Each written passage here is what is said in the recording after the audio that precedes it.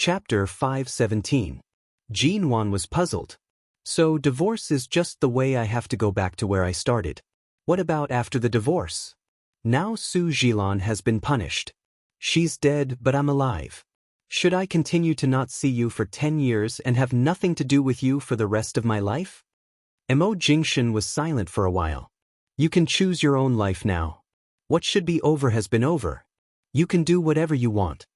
After saying that, the man looked at her. It's a good choice to be Mrs. Mo again. Mo Jingshan looked at her.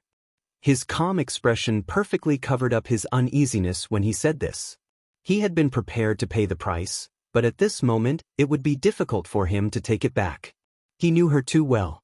Looking at his calm expression, Jinwan remembered the look on his face when he said that he was dead. She said coldly, "Oh, I'm sorry. I thought a lot just now, but I didn't think about it.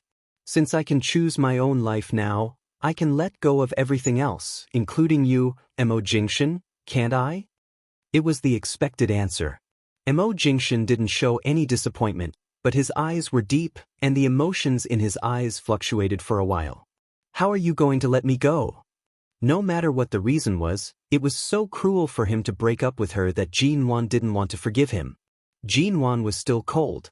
Fall in love again, marry another man, say goodbye to the past, move to a new starting point, and then move to a new peak. What do you think? The man looked at her for a moment, narrowed his eyes slightly, and chuckled. Marry another man? Jinwan straightened her back. I've lived 2 lives and been entangled with the same man for 10 years. There's no need for me to be entangled with him anymore. Anyway, I've already left him. A good horse doesn't go back to the grass. I can only thank you for giving me a new life. When I get married again, you can stand with my father. My new husband and I will respect you as our second parent and bow deeply to you. That's how I repay you, isn't it? Mo Jingshan watched her. Right now, your words are filled with daggers. Can your heart feel better? There was no change in his expression, but he could feel the chill in his eyes when he heard her say that she was going to bow to him as if he was her second parent and that she was going to walk to him with her new husband. Jinwan kept a straight face and turned to the bedroom. My head still hurts. I'm going back to the bedroom to sleep for a while. When Auntie Chen brings me my clothes and my SIM card, please wake me up, Xiao Mo. If you can ask Auntie Chen to buy me a new cell phone, I'd be very grateful. After all, people can't do anything without a cell phone. I'm the head of MN Group, and I can't just be a boss who doesn't do anything. After that, he entered the bedroom and closed the door. Mo Jingshan didn't say anything until Jinwan lay back on the bed. She lowered her head to look at the shirt and the man's trousers, and then at the sunshine outside the window. She frowned gloomily, got up, and drew the curtains. The bedroom was plunged into darkness, and then she lay down again. Jinwan had thought that she couldn't fall asleep because all kinds of things were entangled in her mind. Maybe this was right. After all, life couldn't be restarted in vain. There were always some trajectories and experiences that couldn't be easily reversed. Then what on earth did he do in the past few years to transfer all the fatal flaws in her to Su Jilan and the others?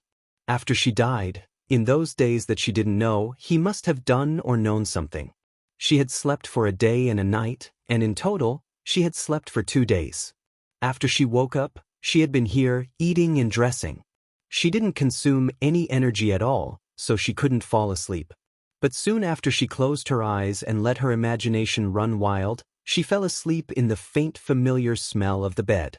When she woke up again, it was dark. It was not noon when she fell asleep. Jinwan got up from the bed, feeling much recovered. When she walked out of the bedroom, she saw 2 bags of clothes on the sofa and a small paper bag, in which was the replaced SIM card. Where is Auntie Chen? Jinwan thought she could see Auntie Chen. When Auntie Chen came back at noon, she saw you sleeping soundly, so she didn't disturb you and left. She'll come back tomorrow morning. If you want to see her, see you tomorrow morning. The man came out of the study at this time, his tone indifferent and calm. Jinwan glanced at him. Forget it. Anyway, she's in High City. If I have a chance, I'll invite her and her little son to dinner near High City University. I'll see her sooner or later.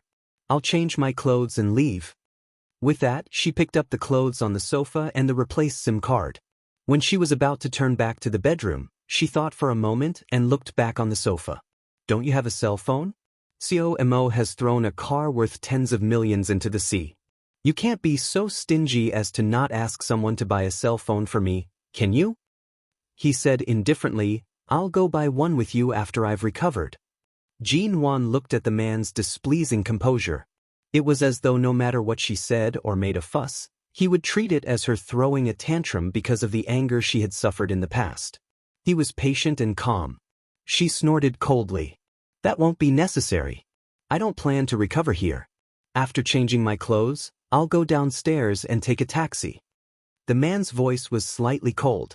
Without a cell phone, you can't contact anyone. Without ID or money, you're going downstairs to take a taxi at such a late hour. Are you waiting for someone to rob you? Jin-Wan, he lowered his eyes to look at her and said lightly, if you don't feel comfortable living in Aolon International, I'll send you back. The premise is that your head was smashed and you'll have headaches in the next few days. You can't be alone at home. It's not impossible for me to stay at your place. Jin-Wan, then forget it. She lived so peacefully in Yuehu Bay. She couldn't let him know where she lived now. Is it so serious? She raised her hand and touched her head again. In fact, if she didn't touch it, she wouldn't feel any pain. She just felt some pain when she touched the wound with her hand. She had a feeling that Mo Jingshan deliberately said it was serious. If it was really serious, she would have been sent to the hospital. It was impossible for her to just stay here to recover. Jin-Wan saw him glance at her swollen face and head and stared at her with his dark eyes. It's very serious. Chapter 5:18. Jin-Wan changed her clothes, came out of the bedroom, and met Mo Jingshan's eyes. Mo Jingshan silently looked at the woman's clear eyes as she stared at him. She was not entangled in the past, angry, or hateful. In fact, he was not sure whether she would forgive him for this reason. Jin-Wan saw that his face was indifferent and calm. She didn't speak, straightened her collar expressionlessly, and said, Can I trouble Sumo to lend me 100 yuan? She couldn't borrow a cell phone, so she suddenly asked for money, and it was only 100 yuan? Mo Jingshan glanced at her, but Jin-Wan had already walked to the temporary hanger in front of the door and rummaged through his clothes inside and out, but didn't find his wallet. Then she remembered that in the sea, not only her bag and the things in her bag were gone, but also the things in his shirt and trousers. It had only been 2 days, and she had been taking care of him at home. She probably hadn't applied for a new ID card, and she probably didn't have time to buy a new wallet. But since he often went back to Aolon International, he had the habit of carrying some paper money with him, so there should be at least 100 yuan here. Thinking of this, Jin-Wan turned to look in the other rooms. If she couldn't find the money, she would go to the study. Anyway, she could get the money and take a taxi back to Yuehu Bay. However, as soon as she turned around, she was caught by a strong arm and taken back in an instant. Mo Jingshan pressed her against the hanger, clasped her waist, and forcibly locked her in his arms, his voice low and heavy. You haven't recovered. Do you have to go? The sudden intimacy and the man's breath blew over her face. Jin-Wan's heart skipped a beat. She tried to push the man's arm away, but it didn't budge at all. She immediately slapped his arm with a cold face and turned to him, saying angrily, Mo Jingshan, when I was unconscious, you helped me bathe and change my clothes. I didn't have a choice, so I didn't argue with you. But now I can stand on my own, and I'm not seriously injured. There's no need for me to stay here. Besides, do you have to hold me like this again and again? Let me go. He whispered in her ear. You know I bathed you. Can you count how many times I've seen you and slept with you? You're so angry just because I hugged you. I've been so careful all these years, but in the end, I've raised an ungrateful wretch? Did this have anything to do with ungrateful wretch? Jin-Wan put on a straight face and couldn't break free from his grip. She could only try to step back, but the clothes rack behind her couldn't support her. She only took one step back and then stopped. She raised her hand and tried to push him away, but she didn't succeed. To prevent her from being hit by the clothes rack when she leaned back, Mo Jingshan put his arm around her waist and held her in his arms.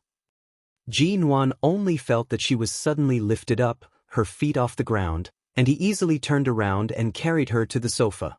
The man sat down, put her on his thigh, buckled her waist, and moved his handsome face closer. His warm breath almost brushed against her cheek. "I'm afraid it's a little difficult to find a note here." The man's voice was so husky that it seemed he was coaxing her. "Only you can show off in front of me. You've already shown your cold face. You can do whatever you want to take revenge, but you can't leave before you recover.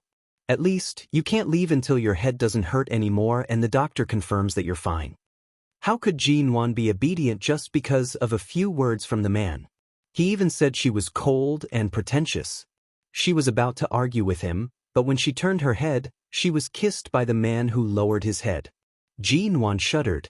It was not the first time that she had been kissed by Mo Jingshin in the past few months after returning to China, but the previous times were either in the dark or when he was drunk, or when she was in a coma and he almost swallowed her alive because he lost control of himself. However, when both of them were sober and everything was peaceful, such a kiss was too intimate for her and even challenged her endurance. After a few seconds, she came back to herself, raised her hand to push the man's chest, and almost reflexively tried to withdraw from his arms. She couldn't push him away and the kiss deepened. The man held the back of her head and turned the kiss into a deep one. Their lips and tongues intertwined, and she couldn't push him away.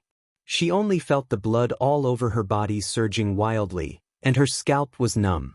All the familiar and strange passions surrounded her. After pushing for a long time and almost exhausting most of her strength, she could only limp in his arms with difficulty breathing. Her fingers trembled, and she clung to the man's clothes. Jin-won's consciousness was almost muddled. The man held her face with one hand, his warm fingertips stroking the skin of her cheek, and his other hand moved down from the back of her head. When she felt the man's hand under her clothes, she finally shivered, and the chaos in her mind dissipated. She sobered up and pushed him hard.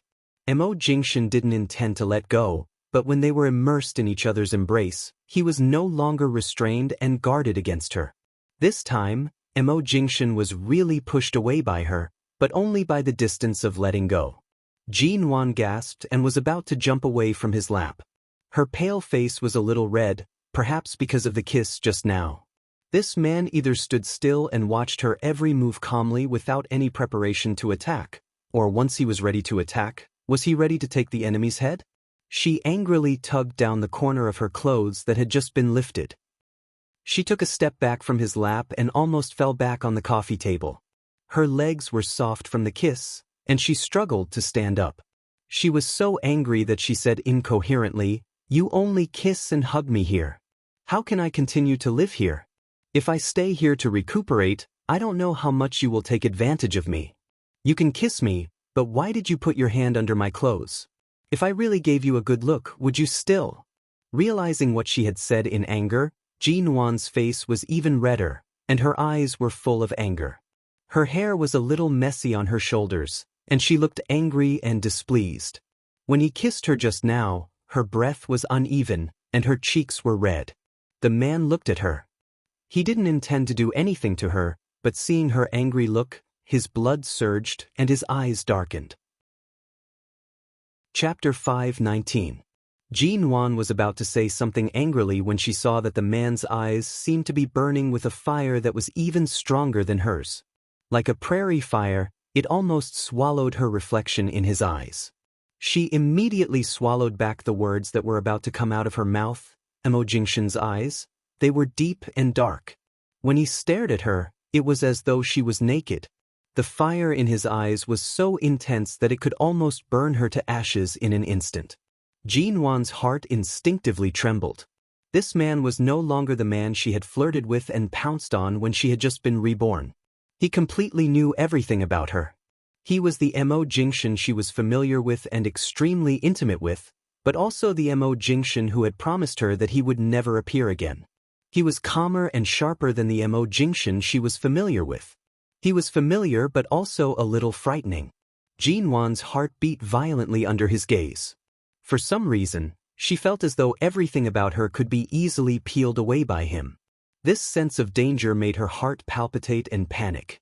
By the sofa, in front of him, she subconsciously wanted to run away. Mo Jingshin stretched out his arms and pressed her body, which was blocked by the coffee table, into the soft sofa. He bent down and kissed her again. It was no longer the lingering and hot kiss that seemed to melt the tip of the iceberg in her heart. Instead, it was an extremely entangled tongue kiss. When Jin-Wan panted and tried hard to push him away, he kissed her from her chin and cheeks to the back of her ear. He kissed her sensitive ear, which he was familiar with, and his warm breath landed on her ear. The man's hoarse voice was pressed against her ear. He held her waist through her clothes and said softly, "I can't really give you a chance to find a new husband to be an eyesore in front of me. Being overly calm is useless to you. I might as well be more shameless. What's the big deal about putting my hand under your clothes? Which part of your body haven't I touched?" The sensitive part of Jin-Wan's ear was constantly touched. She couldn't help curling up under him.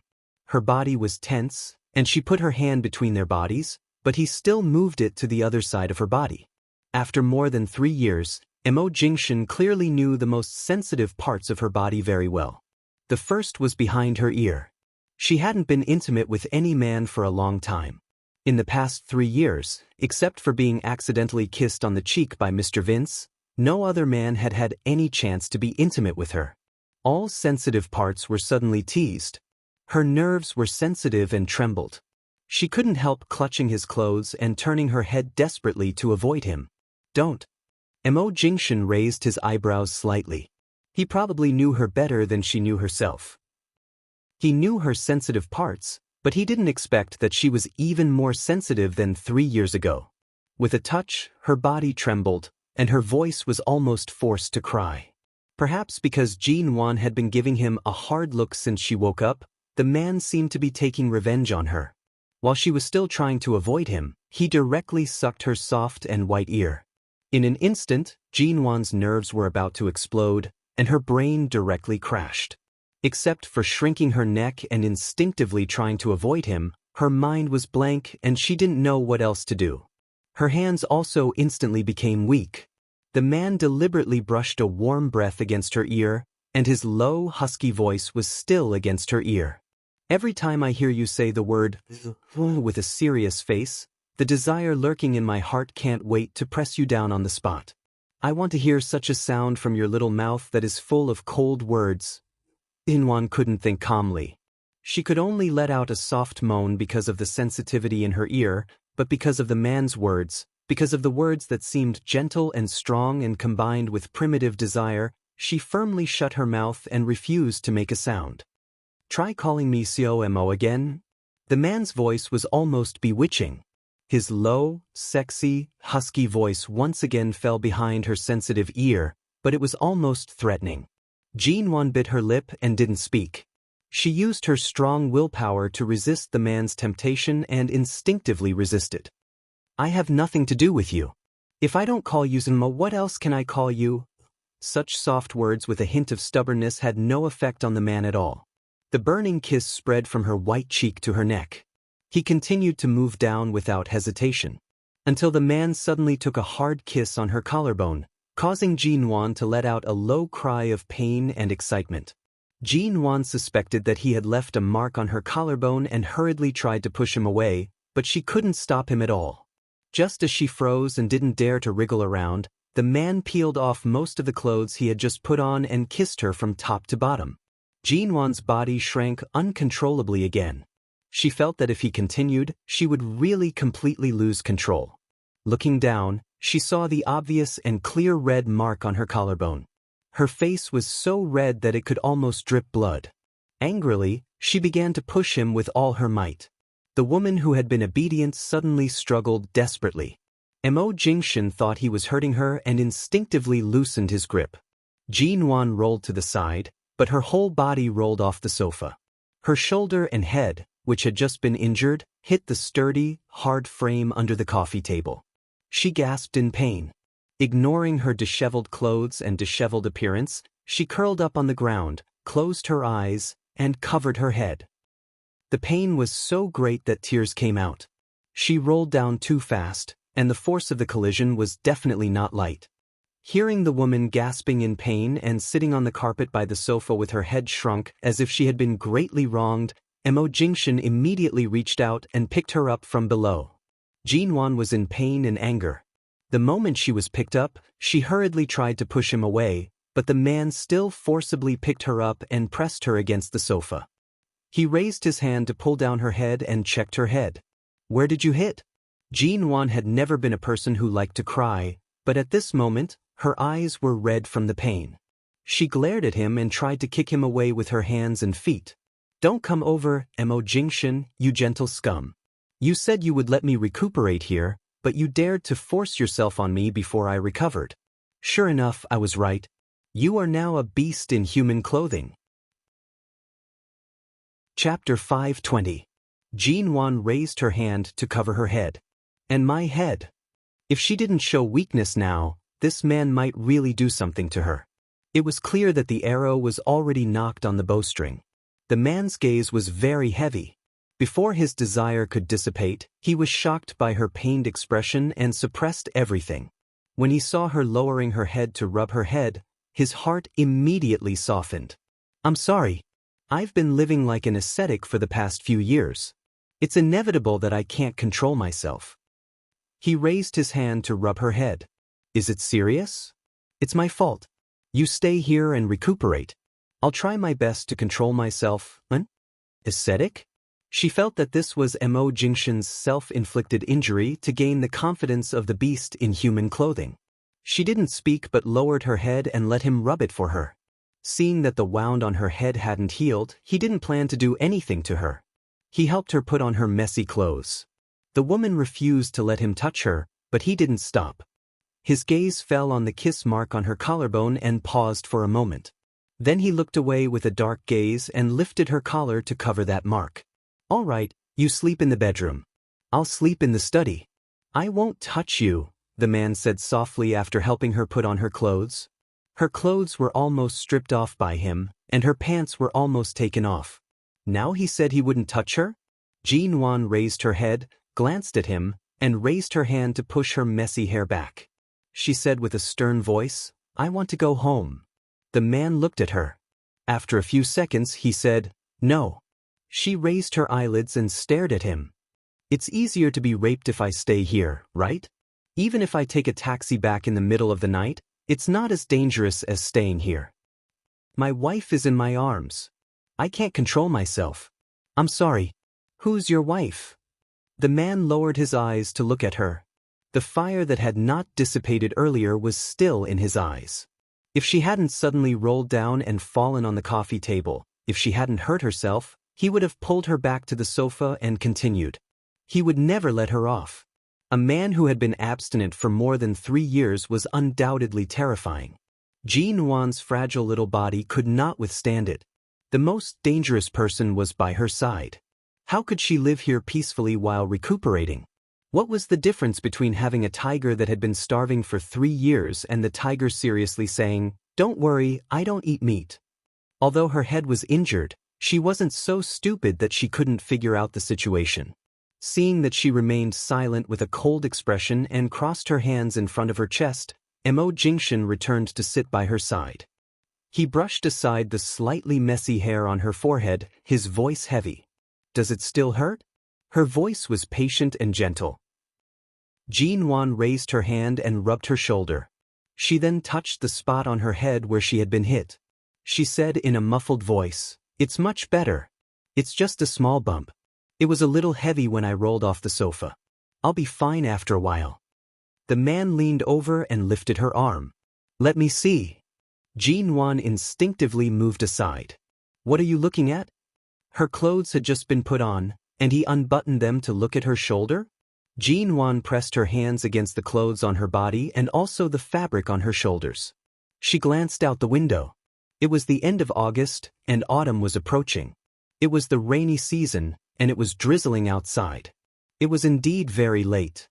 She did not allow him to approach and moved to the side to avoid him. She said seriously and sternly, "Mo Jingshan, on account of the fact that you've cared for me for the past 3 years, although I won't go so far as to cut off contact with you and show my gratitude, I'm afraid it's impossible for me to return to being Mrs. Mo. If you stop touching me, I can treat you as my new parent and treat you nicely. But if you ignore my wishes and force yourself on me, don't blame me for turning my back on you. I'll even accept being an ungrateful wretch. Anyway, our relationship has been so bad these years that it can't get any worse. It doesn't matter if the farmer and the snake don't return the favor, don't you think? The man casually replied. You know, the farmer and the snake. Not bad. Jean Wan. She glared at him for a while and jumped up from the sofa. Seeing that he didn't intend to continue, she stood by the sofa and kept a certain distance from him. She raised her hand and touched her collarbone through her clothes. Thinking of the hickey, she really couldn't put on a good face. Jean Wan turned to walk to the bedroom and looked out of the window at the rainy night, saying, Don't forget what you said just now. I'll sleep in the bedroom and you'll sleep in the study. The man didn't respond. His good-looking brows furrowed because of her blatant attempt to distance herself from him. Jean Wan didn't look at him. When she reached the bedroom door, she paused and looked down at the gray men's shoes at her feet. She rolled her eyes, licked her right cheek with the tip of her tongue, and suddenly turned her head to say, I'm hungry. Mo Jingshan sat on the sofa and didn't move. There are ingredients in the kitchen. If you're hungry, you can make it yourself. Jean Wan instantly turned around. Aren't I a patient? Why should I make it myself? Didn't you let me recuperate here so that you can take care of me yourself? Mo Jingshan was indifferent. I won't cook for an ingrate. Take care of it himself? How could he take care of it himself when she kept such a distance from him? Jean Wan. She stared at the man's back for a long time, turned back to the bedroom, and slammed the door with a bang. After returning to the room, Jean Wan turned on the light and looked at her reflection in the window. Although her clothes were put on, they were still a bit messy. Fortunately, Auntie Chen had bought more than one set of clothes for her. There was another set of clothes in the bag on the bed. When she left, she could wear this new set of clothes. Otherwise, she wouldn't be able to see anyone with the messy marks on her body. When she got up in the morning, it was Mo Jingshan who carried her to eat. At noon, she fell asleep and slept until the afternoon. Now she was hungry. After closing the door, there was a faint sound in her stomach. Jean Wan pursed her lips and raised her hand to cover her stomach. After thinking for a while, she went straight to the bathroom in the bedroom. After entering, she unbuttoned her clothes in front of the wide floor-to-ceiling mirror. Sure enough, she saw the kiss mark on her collarbone, which was ambiguous and obvious. Chapter 521. How could there be scars behind her ears? Jean Wan was so angry that she rolled her eyes at the mirror. It seemed that in this hot weather, she couldn't wear clothes with low necklines and suspenders, and she couldn't even tie up her hair. She could only let it down. She slept all day and couldn't fall asleep now. Not long after, Jean Wan smelled a fragrance. She thought it was the smell of a neighbor cooking at this time, but the more she smelled it, the more she felt that the smell seemed to come from the bedroom door. She had just straightened the clothes on her body, smelled the smell, and couldn't help walking over to open the door. The moment she opened the door, she saw that Mo Jingshan had brought out a plate of assorted fried rice and put it on the table. It was so late, and there were not many ingredients. It was still raining outside, so it was not convenient to buy them. Jean Wan thought she would have to starve tonight. However, when she saw the simple but well-prepared bowl of fried rice, she was slightly startled, but still kept a straight face. Who did you make this fried rice for? You know the answer. If you don't eat, I'll throw it out, the man said flatly, but he had already put a pair of chopsticks on the table. What a joke. She was hungry. How could she throw it out? Jean Wan hurriedly stepped on the pair of men's gray slippers that were too big for her, came to the table, picked up the chopsticks, and took a bite. Delicious. Anyway, she was hungry. Everything she ate was delicious. But she forgot how long it had been since she had eaten Boss Mo's cooking. This bite seemed to turn all her unbalanced psychology around. She continued to take a bite, not looking at the man's eyes, but lowered her head to eat without saying a word. Seeing her eating seriously, the man seemed to smile a little, but it was too faint, as if there was no smile at all. Even now, he still felt that Jean Wan's words, "create new parents," were very harsh on his ears. Mo Jingshan went to the kitchen and heated a glass of milk for her. She ate most of it and happened to be a little choked. She took the milk and drank it without saying thank you. The temperature was just right, and it was not hot. She drank most of it. After eating and drinking, Jin-wan was no longer like before, taking the initiative to find something to do after eating the food he cooked, such as putting the dishes and chopsticks in the dishwasher. Now she got up after eating and didn't intend to put the dishes away. The role of the ingrate was vividly portrayed. Mo Jingshan did not say anything, helping her bring the dishes back to the kitchen. Jin-wan wanted to go back to the bedroom, but she had eaten too much and drank a glass of milk, and now her stomach was full. Anyway, Mo Jingshan seemed to have calmed down. In this case, there was no need to deliberately avoid him. She walked around the sofa twice and suddenly glanced at the unopened room near the study. Her eyes stopped on the door and she hesitated for a few seconds. When Mo Jingshan came out, he saw that Jin-wan had been staring at the door. Seeing him come out, Jin-wan pointed to the door. "Has this door never been opened?" "A room that looks like a warehouse with all kinds of books and sundries. Are you curious?" The man glanced at the door. "Just a pile of sundries?" Hai City is the city with the best feng shui in the country. It is surrounded by mountains and rivers. The builder of Ao Lan International chose this location because a famous feng shui master said that this was the best feng shui in the country, and this room is the center of the feng shui, so it needs a building to support it.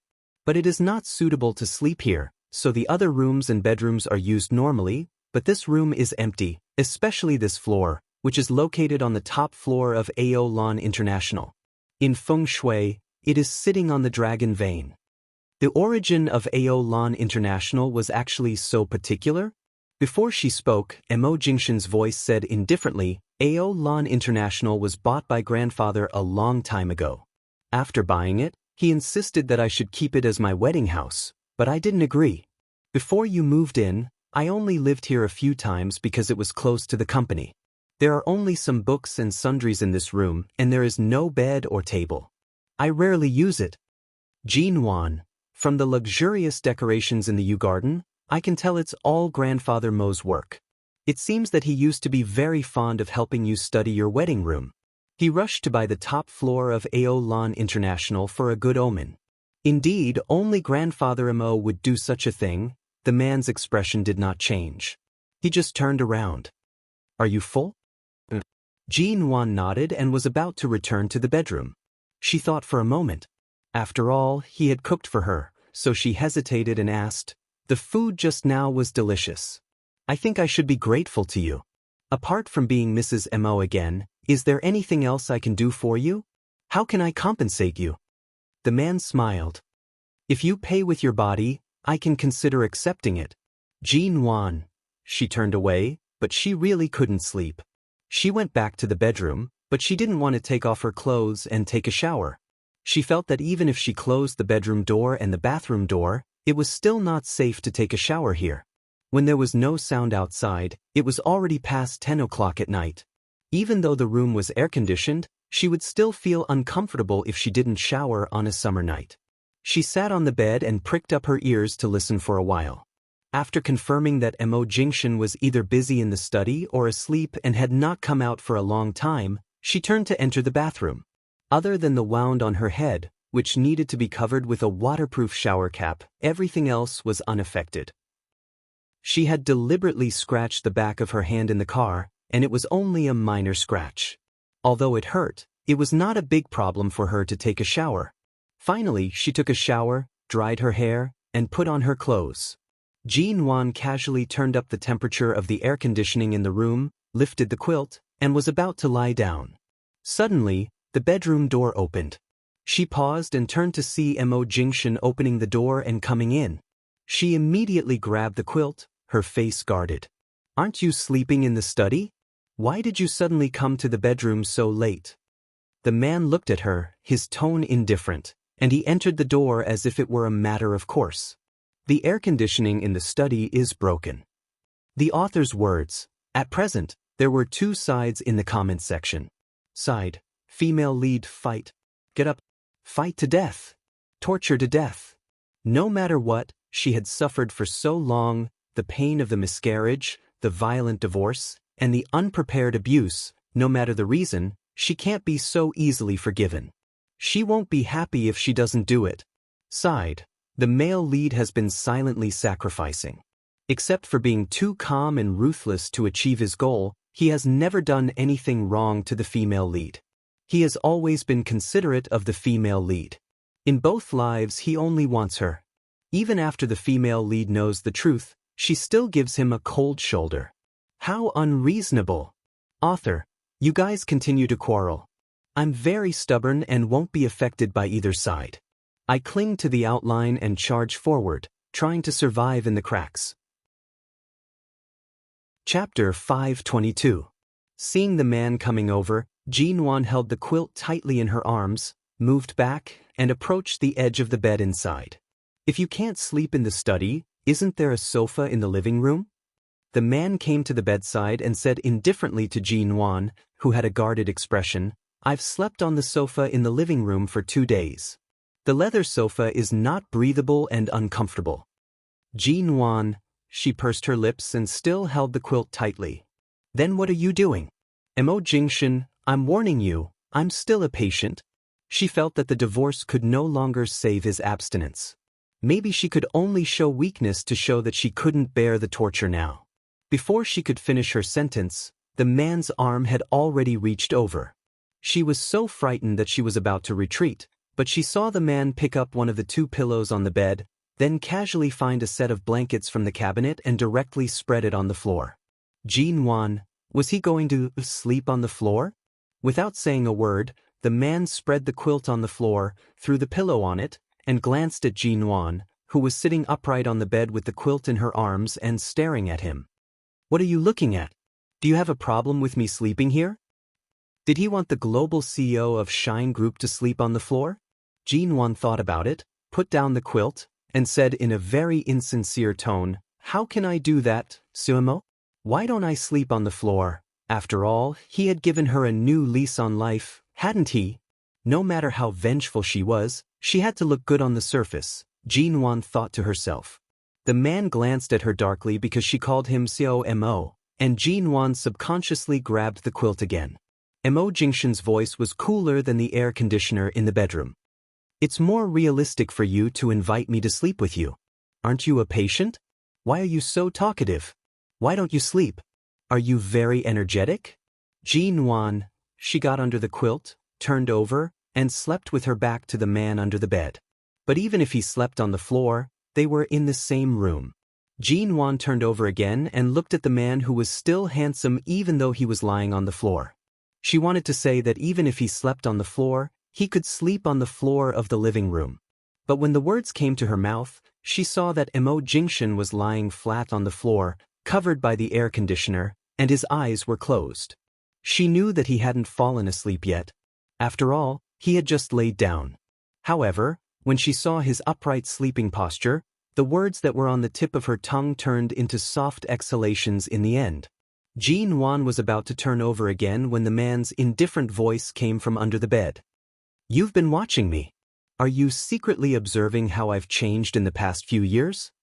Ji couldn't help but roll her eyes but did not speak. Mo Jingshan casually lifted a corner of the blanket and patted the spot next to him. Do you want to come over? Jinwan still looked at him silently. The man's indifferent and calm eyes, in this dark and quiet bedroom, were like ink-colored starlight, affecting her ability to control her emotions. During the day, he could do whatever he wanted, but in the middle of the night, he would instinctively think about a lot of things, especially when he couldn't fall asleep. She lifted the quilt and turned over on the bed. When she covered herself with the quilt again, she said flatly, I just heard that CEO Mo hasn't been sleeping well in recent years, so I wanted to see how a person is like when they're suffering from insomnia. After all, I've never been so calm and crazy as to endure everything alone. All these years, I've been eating well and sleeping well. I basically don't have to think about any memories. At night, I fall asleep as soon as I hit the bed, completely unlike you. The man's brows moved slightly because of her words. He glanced at the woman on the bed with her back to him.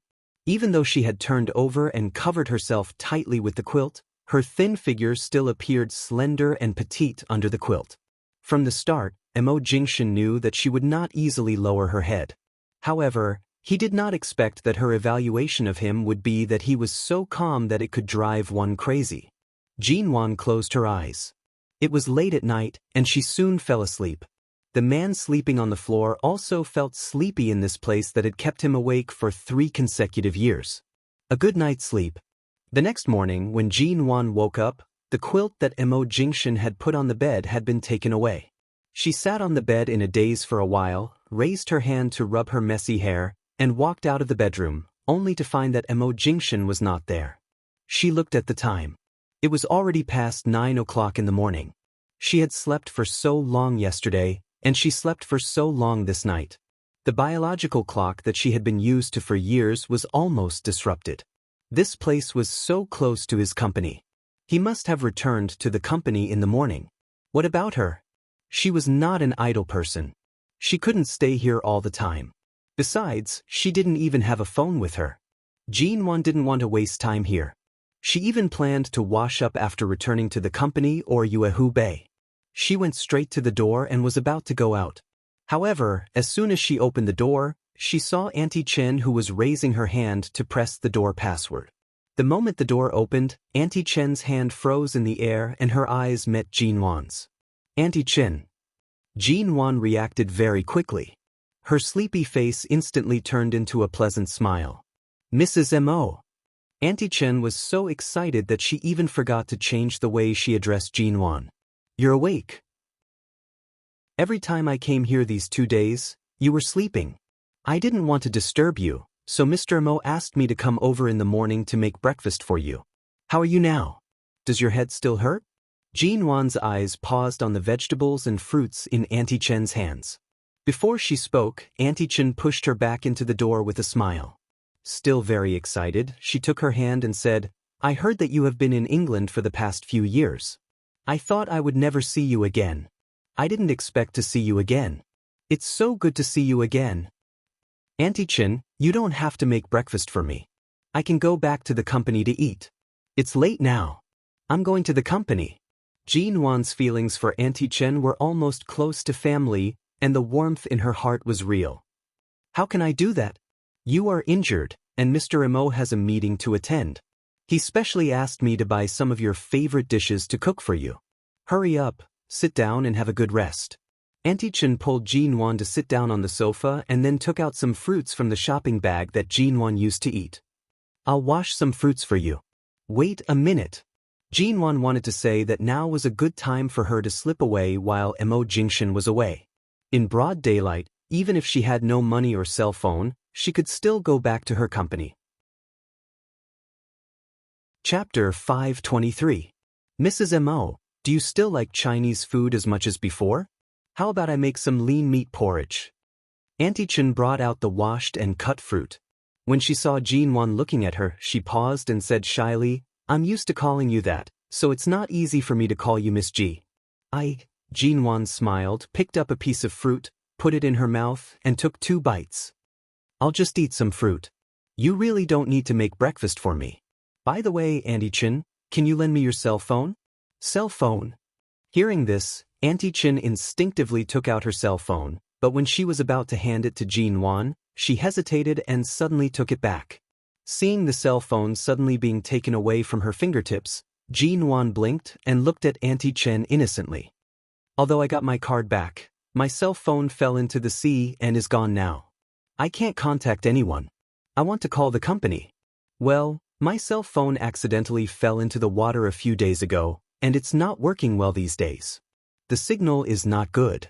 Mrs. Mo, if you want to make a call, you'd better wait for Mr. Mo to come back and use his cell phone, Auntie Chen said and put the cell phone back in her pocket with a smile. Jinwan, what on earth did Mo Jingshan say to Auntie Chen? She didn't even lend her his cell phone. She could only blame herself for borrowing his cell phone from him yesterday. She didn't expect that she would only have one chance to borrow his cell phone all day. If she had known this, she would have asked Xiao Ba to pick her up yesterday. Now it was too late to regret. Seeing Jinwan lowering her head to eat the fruit gloomily, Auntie Chen smiled and didn't say anything more. She turned into the kitchen to prepare breakfast for her. Lean meat porridge sounded simple, but it was not easy to make. She had to stir-fry the meat, make all kinds of ingredients, and cook the porridge. It would take her at least an hour to make it. While Auntie Chen was busy in the kitchen, Jinwan once again reached out to her with an innocent and pitiful look, looking for various reasons to borrow her cell phone. Finally, Jinwan said that she hadn't been back to the company for several days. Mo Jingshan went to the company for a routine morning meeting. He had business to attend to, and so did she. She had a lot of things to do in the company and couldn't be delayed. She begged her to lend her phone for a minute. She only needed to call the people in the company to tell them something.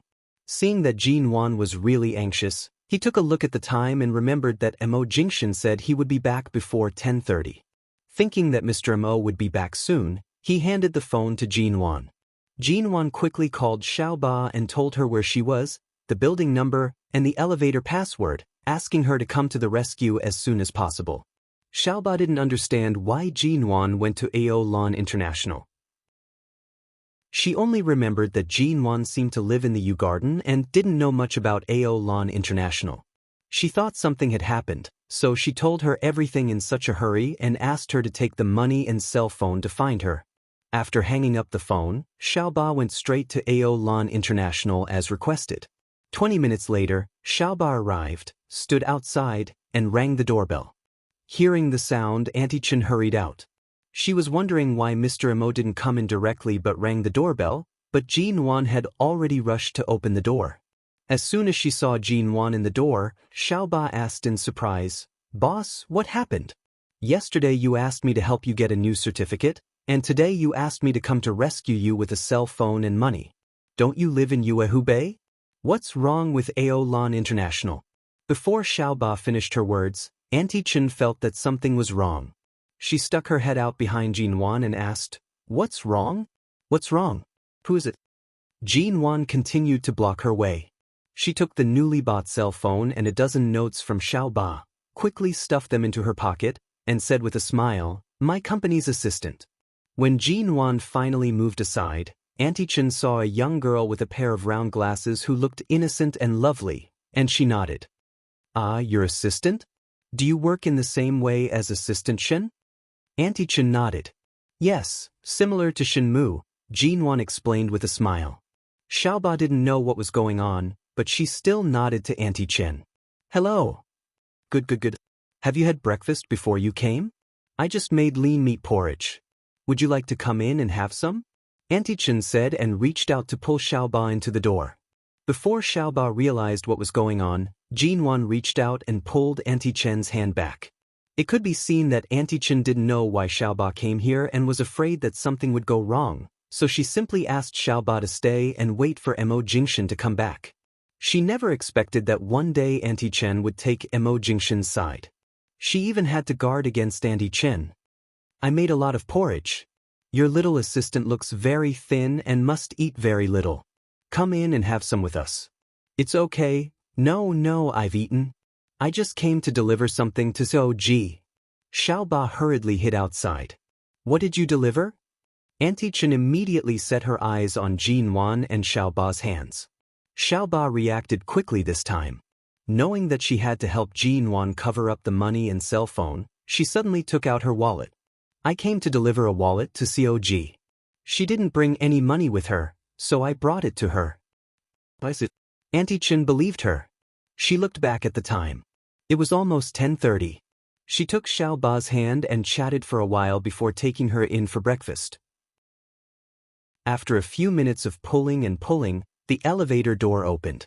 Footsteps could be heard approaching from behind little Mina. Xiaoba turned her head, looked at the man walking over slowly, and suddenly felt a bolt from the blue in her head. Mo. When Jinwan saw Mo Jingshan, the fire of hope in her heart was instantly extinguished. Why did he come back so quickly? She hadn't even been able to get out of the room. Noticing the man's gaze, Jinwan subconsciously looked away, turned around, and stood on the other side of Auntie Chen. Mo Jingshan had come behind Xiaoba. He must have just come back from the company.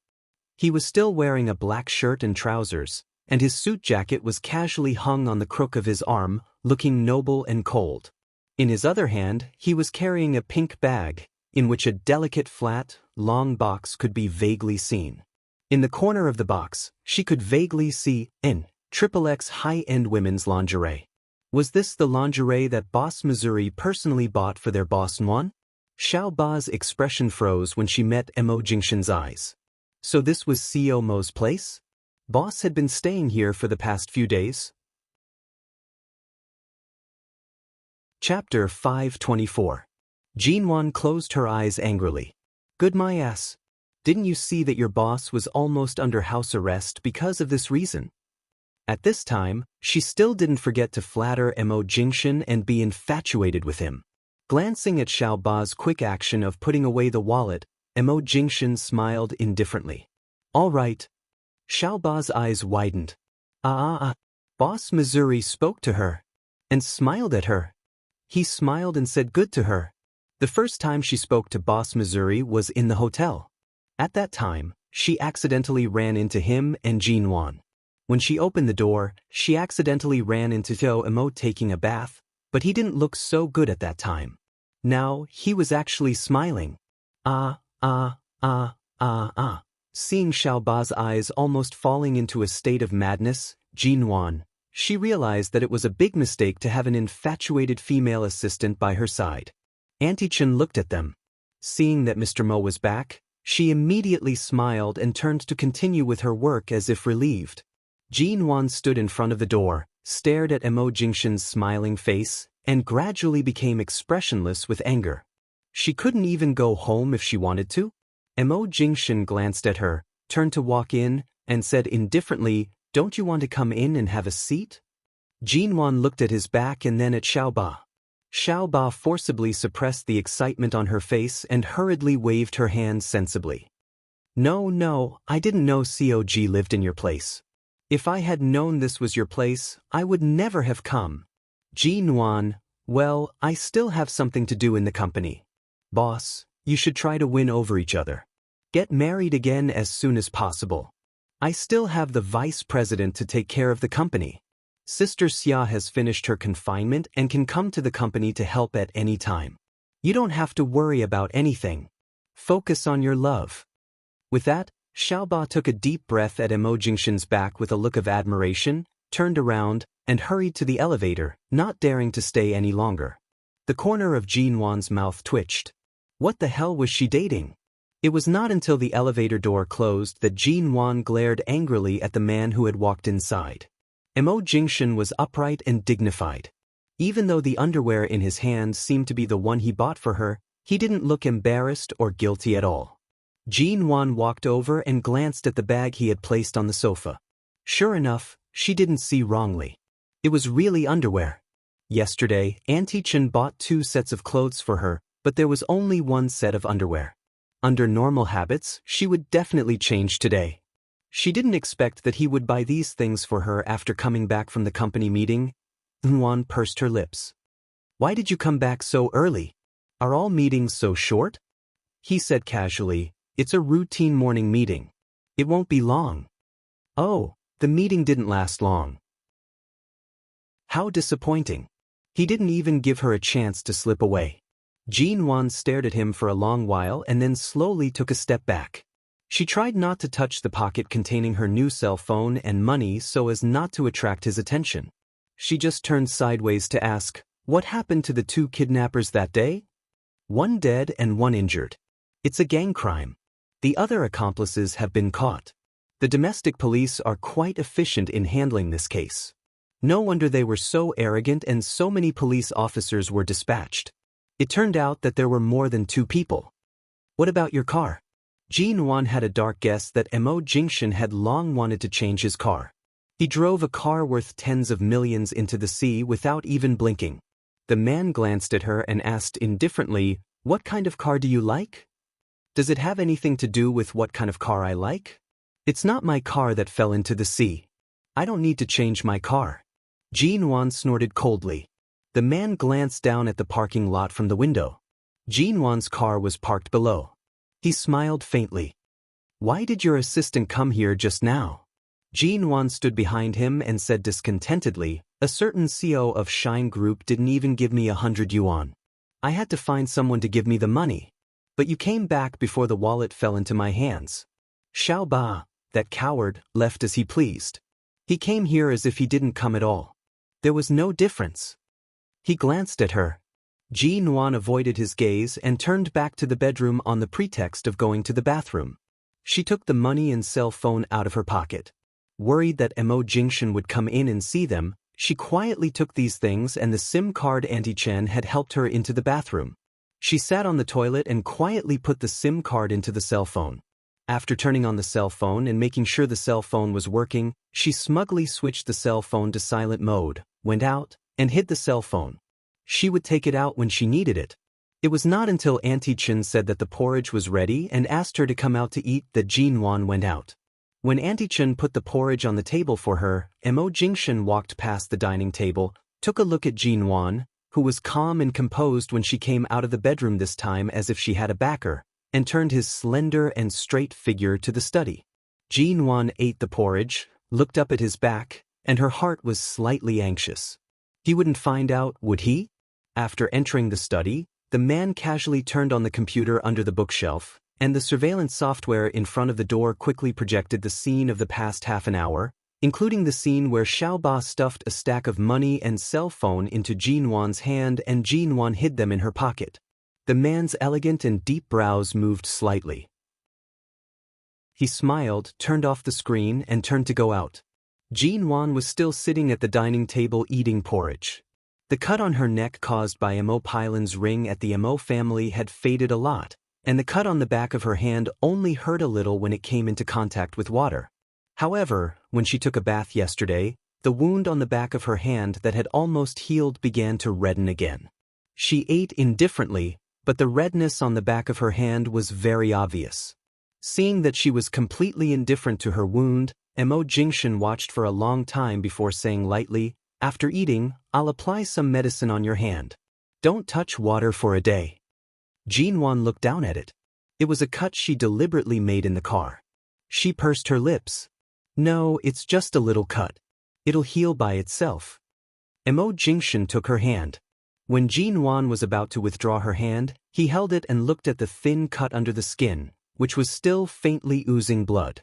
Because she had taken a bath, it was obviously inflamed, so it was red. Ji-Nuan furrowed her brows and was about to withdraw her hand when she raised her head to see that the man said firmly, "You have to apply medicine." Meeting the man's gaze, Ji-Nuan quickly looked away, but she could not withdraw her hand no matter how hard she tried. Chapter 525. Ji-Nuan wanted to withdraw her hand but couldn't. She had no choice but to nod, and Mo Jingshan let go of her hand. After dinner, the man really insisted on applying the medicine for her.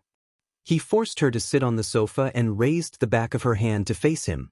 When he helped her apply the medicine, his movements were very gentle as if he was afraid of hurting her, but it was impossible for the medicine to not hurt her skin. Ji-Nuan endured it and did not make a sound. She just pursed her lips and looked at the man whose movements were unbelievably gentle.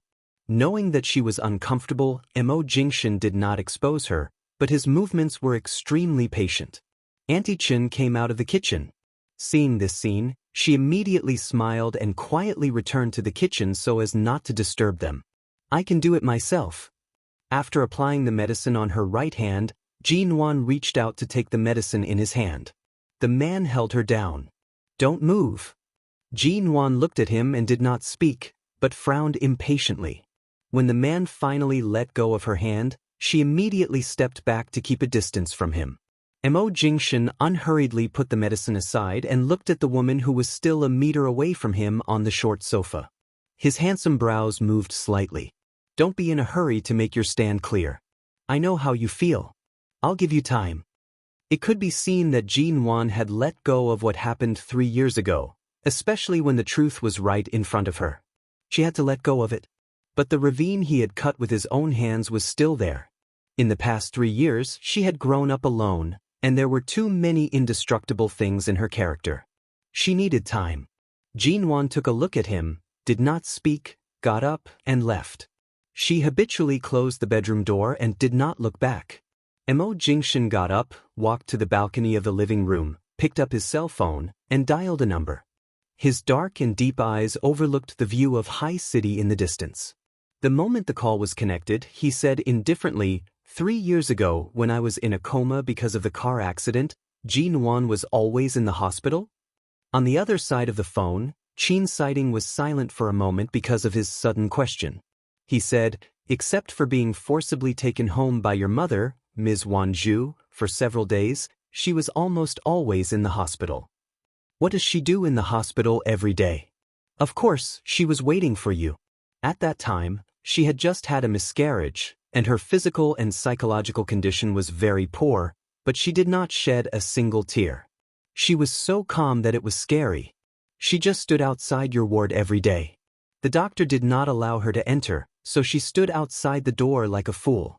She did not make any noise, and when she was tired, she would sit on the chair outside the door for a while.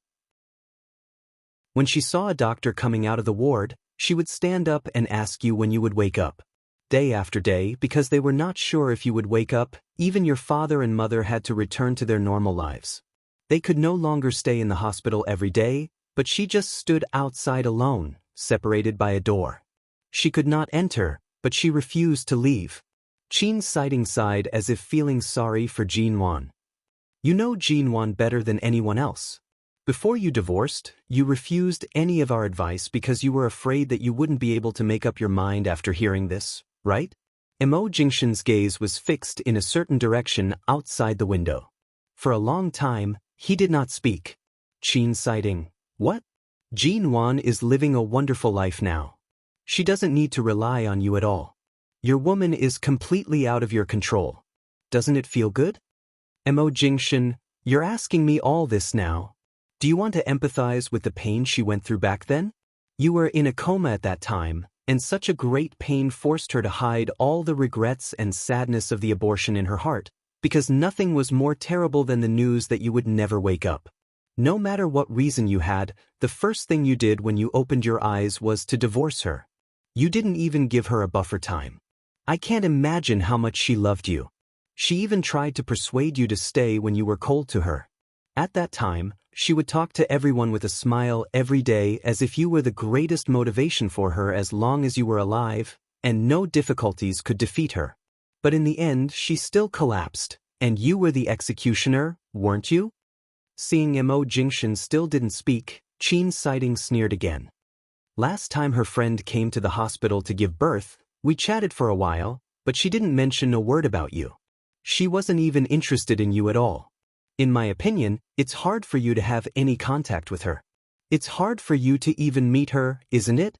After a moment of silence, Jingxin glanced at the door not far away and said lightly, well, it's hard. Enchanting, what? Are you unhappy? Do you want me to go over and have a few drinks with you? Tell me your coordinates and I'll cry with you for a while. Jingxin was expressionless. Ao Lan International. Enchanting sneered. You've been living in that place for 3 years. Your wife, who you lost, should be either in the MN group or talking and laughing with others at a business dinner table. Look at you, now you're like a stone waiting for your wife. Who are you pretending to be? Jingxin didn't care about Enchanting's sarcasm. He hung up the phone and turned his eyes to the closed door of the bedroom. Jin-won had been sleeping a lot these days. It was still noon. She couldn't fall asleep, but she just stayed in the bedroom. He threw his cell phone on the sofa, walked over without any pause, and turned the doorknob without any hesitation. This was his place. Jin-won knew that it was useless even if she locked the door from the inside, so she didn't bother to do this. Without locking the door opened smoothly. The curtains in the bedroom were closed, and the moment the door opened, light from the living room fell in. Jin-won, who was sitting on the carpet by the bed in a daze, was startled. She raised her eyes and stared blankly at the man coming toward her. What are you doing? She asked subconsciously. Without a word, Jingxin pulled her up from the carpet and put her on the bed. Jingxin. Jin-won frowned unhappily because he came to hug her again, but the man didn't speak. Jin-won was angry. Jingxin. I'm giving you time, but it doesn't mean I'm allowing you to sit on the floor and blow on the air conditioner that's only 20 degrees. You haven't recovered yet, and you want to catch a cold again? Jin-won didn't notice the temperature of the air conditioner. She just felt hot sitting here, So she picked up the air conditioner remote control and pressed it casually. She didn't expect that the temperature would be so low. Chapter 526. Mo Jingshan placed her on the bed and covered her with the quilt. Without a word, he picked up the remote control and adjusted the temperature of the air conditioner to 26 degrees. Then he looked at the woman sitting on the bed. Her fair face was mostly filled with habitual forbearance, and there were no traces of her usual coquettishness in front of him. In the past 3 years, she had grown up as he had hoped. If Jinwan used to be a hedgehog who was spoiled by his side and was about to have all her thorns pulled out, right now she was a harmless and lazy cat. She looked calm but had incomparably sharp claws. Qin's sighting will come over today. Let him check your head injury. If you don't want to go out, have a good rest in the bedroom. The man sat on the edge of the bed and held her hand. As though inadvertently holding her hand, he placed it on her lower abdomen. This action caused Jinwan to shiver. She wanted to withdraw her hand but could not. She looked at him and was about to speak when she remembered he had mentioned Qin's sighting earlier and couldn't help asking, "Has Dr. Qin been in High City these years? Is he married to Miss Shi?" The man's hand was still intertwined with hers. No. Jinwan clearly remembered that Xiao Lui had failed to snatch Shi Niange away from her. He looked as if he had been seriously injured when he mentioned Shi Niange. Why hadn't Shi Niange and Qin's sighting come to an agreement after so many years? But based on Dr. Qin's feelings for Miss Shi, even if he doesn't say it, anyone can see how devoted he is to her. Why hasn't he married Miss Shi yet? Just as she was about to withdraw her hand without batting an eyelid, Mo Jingshan released her fingers one by one. When she shrank back into the bed to guard against him, he curved his lips and raised his brows. You already know that he's very loyal to his lover? It seems like you've been in contact with each other these years? It sounded like the man was somewhat displeased. Although it was not obvious, Jinwan could feel it. She retracted her hand, which had just regained its freedom, and placed it under the quilt to avoid the man's touch.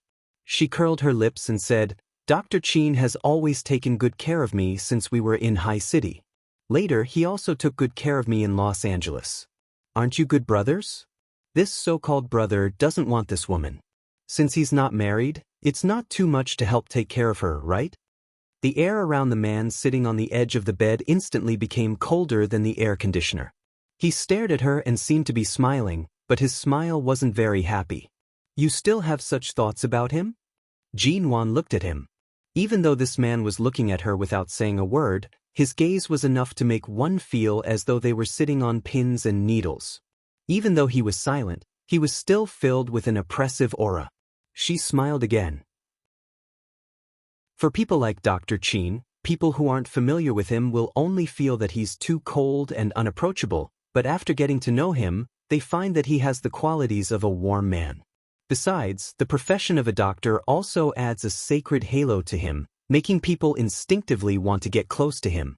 He has always taken such good care of me. Even though the two of us rarely contact each other, I was the one who took the initiative to call him after returning to China. Speaking of which, he's also an old friend whom I haven't blocked all of my contact numbers. Mo Jingshan was expressionless. You're so interested in him?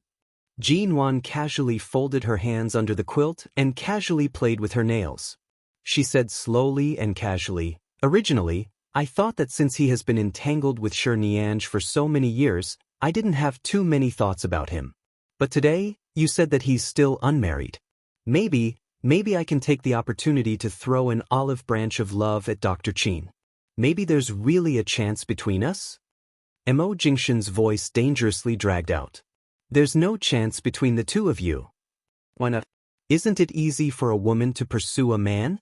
Based on my methods, it's not that easy to pursue a man. No chance? If I haven't tried, how do you know there's no chance?" Jinwan continued to smile. The man by the bedside stared at her with an indifferent expression. His gaze was unkind. However, Jinwan appeared as though she did not see it. Her eyes shone with interest. "Didn't you say that Dr. Qin would come today? In a while, I'll let you see if there's a chance between the two of us." Mo Jingshan unhurriedly raised his handsome brows, calmly watching her. "Did I give you too much time to calm down, causing you to think about all these messy things? Jinwan also raised her brows. Her gaze seemed to carry a smile, but it was like a hidden cat's claws that revealed a sharp tip. Weren't you the one who talked about Dr. Qin first? Mo Jingshan. If you mention his name again, I'll make you cry on this bed until you can't stop. You can try. After taking the opportunity to chase Mo Jingshan out of the bedroom, Jinwan laid on the bed and quietly picked up her phone. She had just placed the SIM card in and hurriedly hid it. Now that she took it out, she saw the message that Mr. Vince had sent her yesterday. In the past 2 years, although some of the popular trends in the country had gradually converged with those of 7 years later, such as Weibo and WeChat, there were still very few people who used them. At the very least, it would take another year or 2 for them to become popular. Thus, even though Jinwan immediately used WeChat, the number of people in her friend list was pitifully small. There were only a few people in the company. Most of her communication with others still relied on text messages. Mr. Vince's message said that he had already returned to High City. However, this message was not as warm as it used to be. In the past, no matter where he went, after saying his location, he would then ask where she was or what she was doing. However, this time, he only said that he had returned to High City, and then there was a full stop. Jinwan glanced at it and did not know what to reply. She also felt that Mr. Vince's attitude recently seemed a little strange. A person who had been rejected by her for 3 years, but whose enthusiasm did not diminish, suddenly began to deliberately distance himself from her overnight. Although he maintained a calm way of interacting with her, he was careful not to be as warm as before. She didn't feel disappointed just because a person who had always been warm to her suddenly turned cold. In the past few years, because he had helped her, she didn't want to hurt him too much. In fact, this was the most appropriate way for her to get along with him. Chapter 527. Hearing Auntie Chen calling her from outside, Jinwan got up and went out. I'm going back to High City University to cook for my little son in the afternoon. I'll come back tomorrow. Take good care of yourself. Mr. Amo said that you can't wander around right now, so be good and don't be in a hurry to leave. I'll come back tomorrow to cook for you. Auntie Chen took Jinwan's hand and said, What do you want to eat? Call me when you've decided. I'll come back tomorrow after buying the ingredients. Jinwan nodded. I'm fine with anything. It's not that troublesome. You don't have to work so hard. Taking care of yourself is the most important thing. Auntie Chen smiled and chatted with her for a while before leaving. Jinwan went to the kitchen to pour herself a glass of water. She was about to return to the bedroom when she suddenly heard a knock on the door. She paused. Did Auntie Chen leave something here? Jinwan quickly walked to the door, holding the glass of water in one hand and opening the door with the other. However, the moment she opened the door, she was stunned to see that the person who came in was Qin Siding, who had taken off his white coat and was wearing a white shirt and black trousers. The moment Qin Siding saw Jinwan, he thought he had seen wrongly and took a step back. He raised his eyes to look at the door number and then shifted his gaze to Jinwan's face. Qin Siding? Why was Jinwan here? This is F*King Ao Lon International. At this moment, the door of the study opened, and Mo Jingshan came in. Before Jinwan could say a word to Qin Siding, he reached out to take the 2 bottles of good wine from Qin Siding's hands and then slammed the door with a ping. Jinwan stood by the door. What's going on? Wasn't that Dr. Qin? Mo Jingshan's expression was cold. You saw wrongly. He's just a wine delivery man. Qin Siding stood by the door. But didn't you say Dr. Qin would come today? That man was clearly him. No, is Qin Siding that ugly? Jinwan, Qin Siding, who was still standing outside the door but had heard their conversation through the door. Jinwan glanced at the 2 bottles of wine in Mo Jingshan's hands and paused. She subconsciously turned back to look at the wall in the living room. 3 years ago, she had bumped into the wine cabinet, and all the precious wine inside had fallen out. She had drunk quite a lot of it. In the following years, Mo Jingshan didn't put any bottle of wine in his apartment at Ao Lon International. He even removed the wine cabinet and replaced it with a shelf for documents. Mo Jingshan's phone rang almost at the same time. He did not need to guess to know it was Qin Siding, whose expression was as black as the bottom of a pot. He glanced at his phone and switched it to silent mode. Jean Wan was still absent-mindedly staring at the wine cabinet that had turned into a table shelf. She turned to see the man with a strong aura throw his cell phone on the sofa and meet her eyes. It could be seen that he really did not intend to let Qin Siding in. It's rare for Dr. Qin to come here on vacation. He must have something to talk to you about, right? Jean Wan harbored a deep sense of guilt toward Qin Siding. She felt that she should do something. Otherwise, it would be too unfair to just lock him outside like this. He glanced at her and unhurriedly placed the wine aside. When he glanced at the year written on the 2 bottles of wine, he took the time to casually reply, "What did I say earlier? You dare to mention a single word about him?" Jean Wan glared at him. She felt that facing a man who had not touched meat for 3 years, anything he said would definitely have a certain degree of threat. How infuriating! Seeing that there was no longer any movement outside, Jean Wan rushed into the bedroom. She had just taken out her phone from under the pillow when she saw a message from Qin Siding. Qin Siding? ? Jean Wan's lips twitched. She rushed to reply, "I'm sorry to call you Dr. Qin. Today's incident was purely an accident." Qin Siding? How could Jean Wan dare to tell him the words she had casually said to Mo Jingshan? Faced with his speechless expression, she could only send a few question marks. She wanted to cry but had no tears as she replied to him. There was a misunderstanding earlier. Several minutes later, Qin Siding had probably already gone downstairs. He sent another message. "Why are you at Aolan International?" Jean Wan's mind was filled with guilt for accidentally hurting Qin Siding. She did not carefully look at his message with question marks and continued to reply, "I'm sorry, Dr. Qin T. After I leave this place, I'll definitely apologize to you properly." Qin Siding, these 2 lunatics. This old man had specially brought 2 bottles of good wine to watch Mo Jingshan cry. In the end, the moment he arrived, he saw Jean Wan running to open the door. Was this not enough? She even said he was ugly? Damn it. After staying at Aolan International for another night, Jean Wan originally wanted to find an opportunity to enter the study to check if the air conditioner was really broken. If it was really broken, why did Mo Jingshan not call anyone to fix it? In the end, she could not find an opportunity. At night, Mo Jingshan once again entered the bedroom to sleep on the floor. Looking at the man lying on the floor, Jean Wan quietly hid the phone hidden under the pillow deeper. Thankfully, she had turned it off an hour ago. The man's eyes were closed.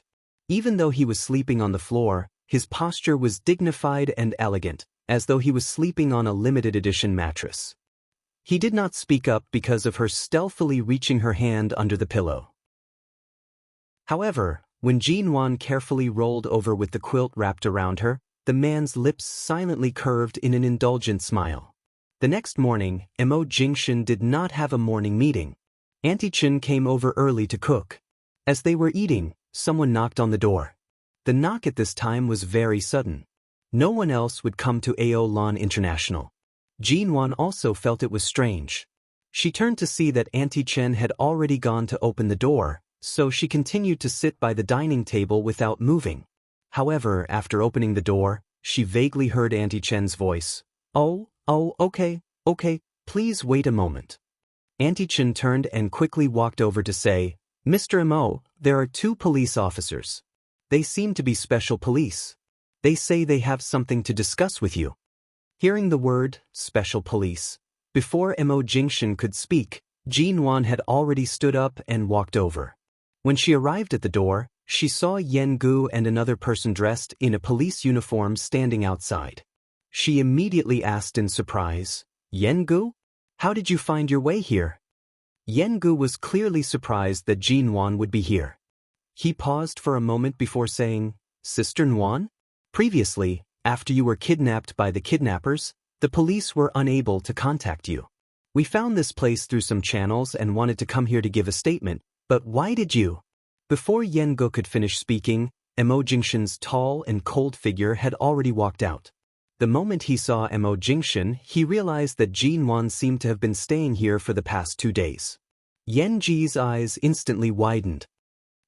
"What exactly is his relationship with you, Sister Nguyen? Mo Jingshan stood by the door, expressionless. The woman in front of you is my ex-wife. Chapter 528.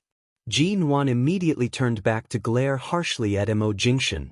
Mo Jingshan's unperturbed gaze swept over her, as though saying, "What's the problem? Jin Wan, ex-wife?" Yen Gu was so shocked that even the short hair on his head stood straight up. He stared in disbelief at the man behind Jin Wan. So, the last time they sat together to eat beef noodles, they already knew each other. Furthermore, they were in such a relationship as ex-wife and ex-husband. It was no wonder that even though they knew each other, they pretended not to know each other. It seemed like the two of them did not get along well after their divorce. Since that was the case, after 2 days of investigation, they learned that this man was Mr. Mo. That was why the housekeeper at the Mo family previously addressed her as Mrs. Mo. Yen Gu felt as though a huge case had finally been solved. He scanned Mo Jingshan up and down several times. Mo Jingshan calmly and coldly glanced at him. Should a police officer who comes to take a statement have this kind of gaze and attitude? Hearing this, Yen Gu immediately put on a stern expression. He glanced at him awkwardly and then turned to Jin Wan, who was standing speechlessly by the door. Sister Nguyen, is it convenient now? Can we go in? Jin Wan was about to speak when Mo Jingshan's cold voice rang. It's not convenient. Jin Wan, Yen Gu, the other police officer who came with Yen Gu. Jin Wan smiled and moved away from the door. She then turned to look at Mo Jingshan. Seeing that the man did not move and had no intention of letting them in, she turned to speak to Yen Gu. From the perspective of a citizen and the police, we have to cooperate no matter if it's convenient or not. But why are you here to take a statement? Aren't you a SWAT trainee? Our boss Ling sent me here. This is the brother in charge of taking the statement. Someone discovered your car parked here during an investigation, so I came to take a look. Yen Gu smiled at Jin Wan, revealing a set of white teeth. After all, I'm still your bodyguard. I have to pay more attention to your matters. Jin Wan tilted her head slightly and used her chin to point inside. Come in. Thank you for your hard work. Yen Gu hurriedly signaled the police officer by the side with his eyes. The two of them were about to enter, but before they could step through the door, they raised their eyes to see the man still standing by the door with no intention of giving up his seat. The moment he met Mo Jingshan's cold and unwelcoming gaze, Yen Ji's expression became more cautious. He turned to Jin Wan. Sister Nguyen, since you're an ex-wife and ex-husband, have you been living together for the past 2 days? Jin Wan calmly replied, Didn't I injure my head that day? You saw it for yourself. After that, I fell into a deep sleep for 2 days. When I woke up, I was already here. It's probably more convenient to take care of me here. Right now, Yen Gu was acting like a bodyguard again. Anyone who harbored ill intentions toward Jin Wan would be his #1 target. However, seeing that Mr. Mo didn't have the slightest self-awareness of being investigated by the police and didn't have any intention of letting them in, Yen Ji's expression immediately turned stiff. In that case, after the statement is taken, Sister Nguyen, I'll send you home. It's not appropriate for you to stay here. Jin Wan nodded. All right. Jin Wan readily agreed. She readily agreed, but Mo Jingshan raised his gaze to sweep a glance at her. All right? Jin Wan also glared at him. Anyway, there were 2 police officers by her side. Her reason to leave was also smooth. Why wasn't it good? This was simply too good. However, the man casually closed the door. Yen Gu, who was about to collapse into the door, was instantly slapped out. Yen Gu, whose nose was almost broken, stood outside the door. He then looked at the police officer by the side, who was equally dumbfounded. The 2 of us, have we been chased out? The police officer. I'm not sure. I've just been promoted from an intern. This is my first time out. Speaking of which, is it so difficult to take a statement? Yen Gu. Inside the door, Jin Wan's expression was fierce as she watched Mo Jingshan, who had once again shut them out. She angrily said, Mo Jingshan, are you crazy? Keeping the police outside? Aren't you afraid of being arrested and interrogated for a few days? Let me tell you, Being disrespectful to the police and refusing to cooperate with them is enough for them to arrest you. The man coldly and indifferently said, even if you lend them 100 guts, they wouldn't dare. Jin-wan ignored him and reached out to open the door. The man casually placed his hand on the door, not giving her the chance to open it. While she was arguing, he lowered his head to look at the little woman who was struggling to tug his hand away to open the door. His voice was cold and clear as he said, "You've only lived here for a few days, but there have been quite a few people who have come to rescue you. I won't bicker with the assistant called Xiaoba, but the brat outside isn't suitable to be your bodyguard. When you return, fire him. In the future, stay away from him. Why do you care who I hire to be my bodyguard? If it wasn't to ensure my own safety, why would I need a bodyguard by my side? Besides, the reason I hired him is because I almost got into danger last night. That's why Do you think I don't know that you were assaulted by a drunkard at night? Or do you think I don't know that you brought that Mr. Vince upstairs into your house?" The man's tone was indifferent to the point where there was almost no warmth. However, it was clear that when he mentioned Yen-gu and Mr. Vince, who she had barely contacted recently, his eyes were clearly filled with displeasure. Jin-wan's gaze faltered. She abruptly glared at him. "You sent people to follow me?" The man lowered his eyes to look at her. "If secretly arranging 2 bodyguards by your side counts as following you, you can think of it that way." Jin-wan was momentarily speechless. Did he arrange for people to protect her without her knowing? She had been so busy after returning to the country that she did not pay much attention to such matters. That incident with the drunkard was also because Mr. Vince was nearby and had rushed over quickly. As a result, she did not know that there was actually someone secretly taking care of her safety. Later on, she moved away in time, so she did not pay much attention to such matters. She pursed her lips and pointed to the door in front of her. "No matter what, you can't just lock Yen-gu and the others outside like this. In any case, they are police officers and have a mission. If you don't finish this statement today, there will be other police officers coming tomorrow. Sooner or later, you have to cooperate." His eyes seemed to be smiling, but they were cold. It was obvious that he was very repulsed and bothered by Yen-gu. Or perhaps he was very bothered by all the men who got close to her. You can cooperate, but after opening the door, you have to try asking him to take you away. Chapter 529. Jin-wan glanced at him. "Mo Jingshin, it's my freedom to stay or leave. I have no money, no cell phone, and no freedom here. Aside from eating, I only sleep. Even a pig can occasionally see the outside world. Why should I be restricted to this extent just because I'm recovering?" "You don't have money? No cell phone?" The man smiled ambiguously. "Do you need me to confiscate the things you've hidden under your pillow?" Jin-wan, "What? How did he know?" The man glanced at her again. "Are you planning to make me admit that I'm treating you like a pig and depriving you of your freedom? Hiding your cell phone under your pillow is such a clumsy method. Do you really think I don't know?" Jin-wan. She had always thought that an upright man like Mo Jingshin would not do something like searching under her pillow, so she kept her cell phone there without worry. She did not expect him to know. However, in her impression, he had not had the chance to touch the bed she slept on, much less the things under her pillow. Jin-wan thought for a moment. At the end of the day, she could only guess that it had something to do with the surveillance cameras in the corridor outside. Aolan International's corridors and doors all had high-definition surveillance cameras. This was not within her consideration. "I told you to eat, drink, and rest well here. Aside from not allowing you to go out to enjoy the wind, when have I really restricted you?" The man's tone was very calm. Jin-wan didn't speak. She knew the condition of the wound on her head. Although it wasn't serious and she had been given a tetanus shot before she woke up, to avoid infection, it was indeed for her own good that she didn't go out and see the wind before she completely healed.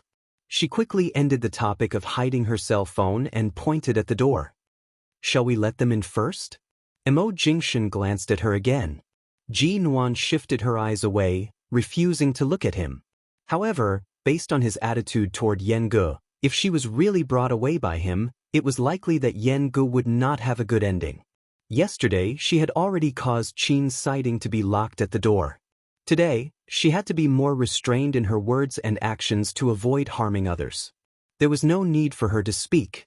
Based on the man's understanding of her, he could tell that she was weighing the pros and cons and decided to keep her mouth shut.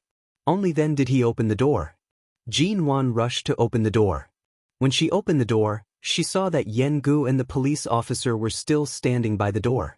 Seeing that the door was open, the two of them turned to Jin Wan in unison. "Come in." Jin Wan opened the door. The two of them looked at the door again before walking in. When he entered, Yen Gu saw that Jin Wan's complexion was much better. He recalled the day when Imo Jingshan brought her out of the sea. At that time, she was covered in seawater, and there were blood stains on her head and body. Her complexion was unbelievably pale. He couldn't help but say apologetically, "Sister Nguyen, I'm really sorry. That day, when you were kidnapped by the kidnappers, the police and I were busy chasing after other people. We didn't expect that you would be trapped." Ji Nguyen raised her eyebrows and smiled disapprovingly. "Since you're trying to protect more innocent citizens, I won't argue with you.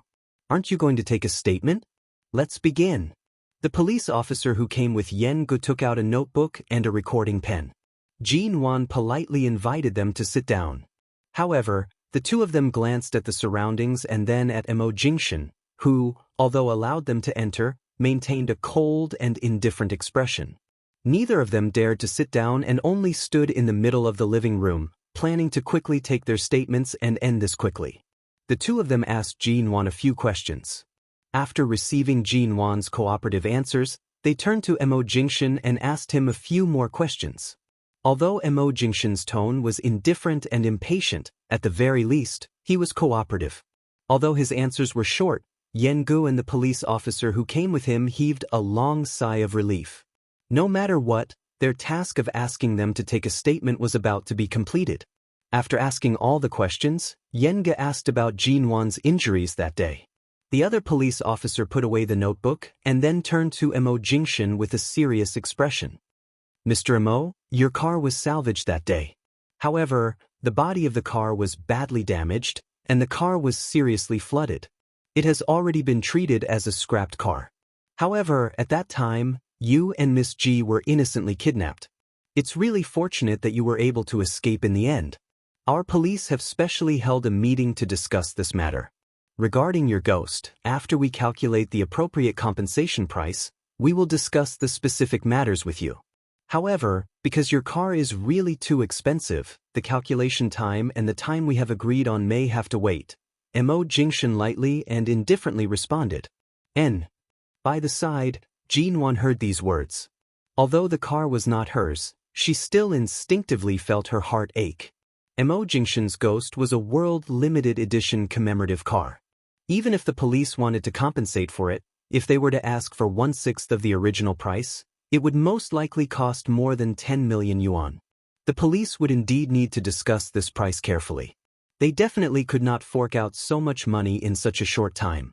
Fortunately, the moment Imo Jingshan drove the car into the sea, he had already prepared for the car to be scrapped. He did not intend to haggle with the police over the compensation rights and amount. If he really wanted to haggle over it, the police in High City and some of the directors would most likely cry and bleed.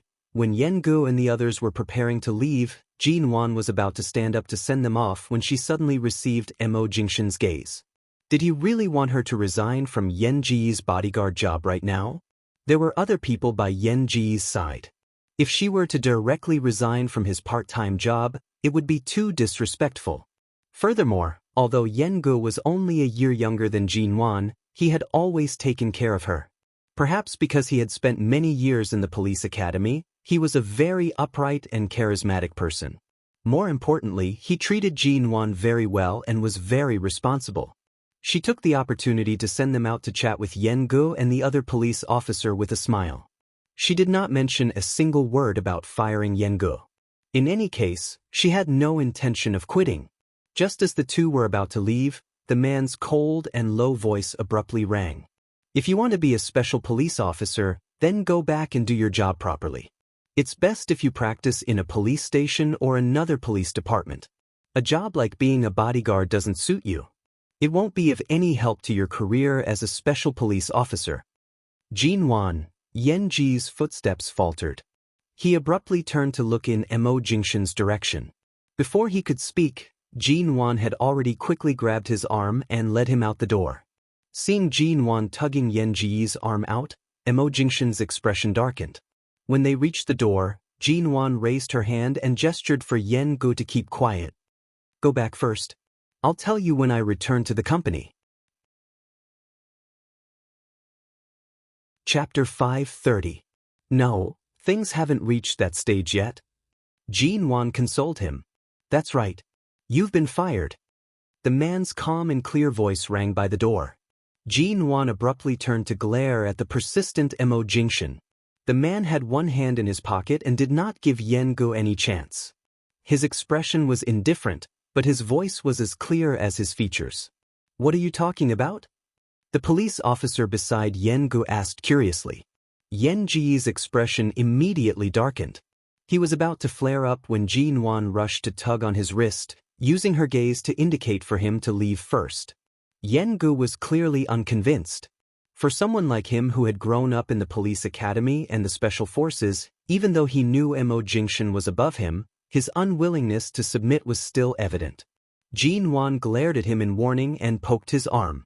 Yengu suppressed his anger and glanced at Jinwan with a heavy expression. Jinwan gave him several glances. Yengu endured it and stiffly turned to enter the elevator with the policeman. Only when the elevator brought the two down did Jinwan turn around. She raised her eyes to meet the man's gaze.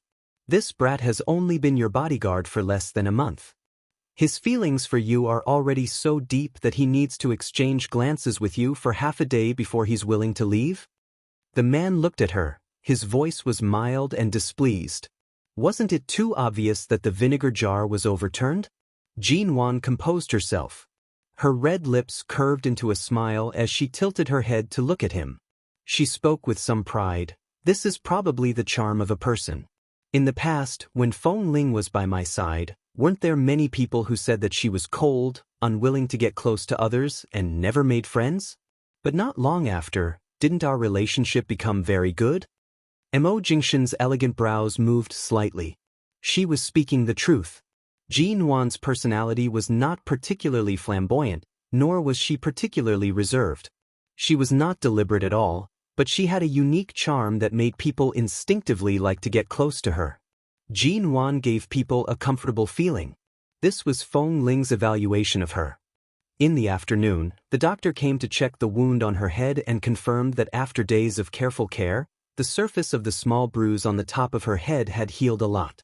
From tonight on, even if she washed her hair with water, there would be no problem as long as she washed it gently. Hearing this, Jinwan immediately felt that her head was no longer itchy and uncomfortable. These days, she had to wear a waterproof head cover when she showered every day and could only wash the lower half of her hair.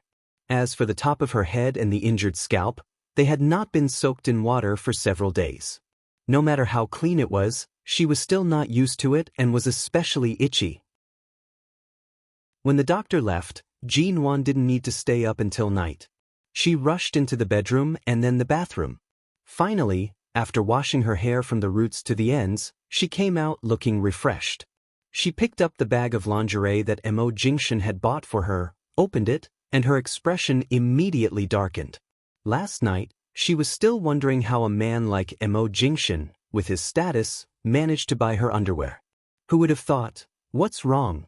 The bedroom door was suddenly opened. Seeing Jinwan's dark face, Mo Jingshan asked. Jinwan held a set of underwear in her hand and squinted at Mo Jingshan. What kind of taste do you have? When have I ever worn underwear of this color and this type? Mo Jingshan looked at the two things in her hand.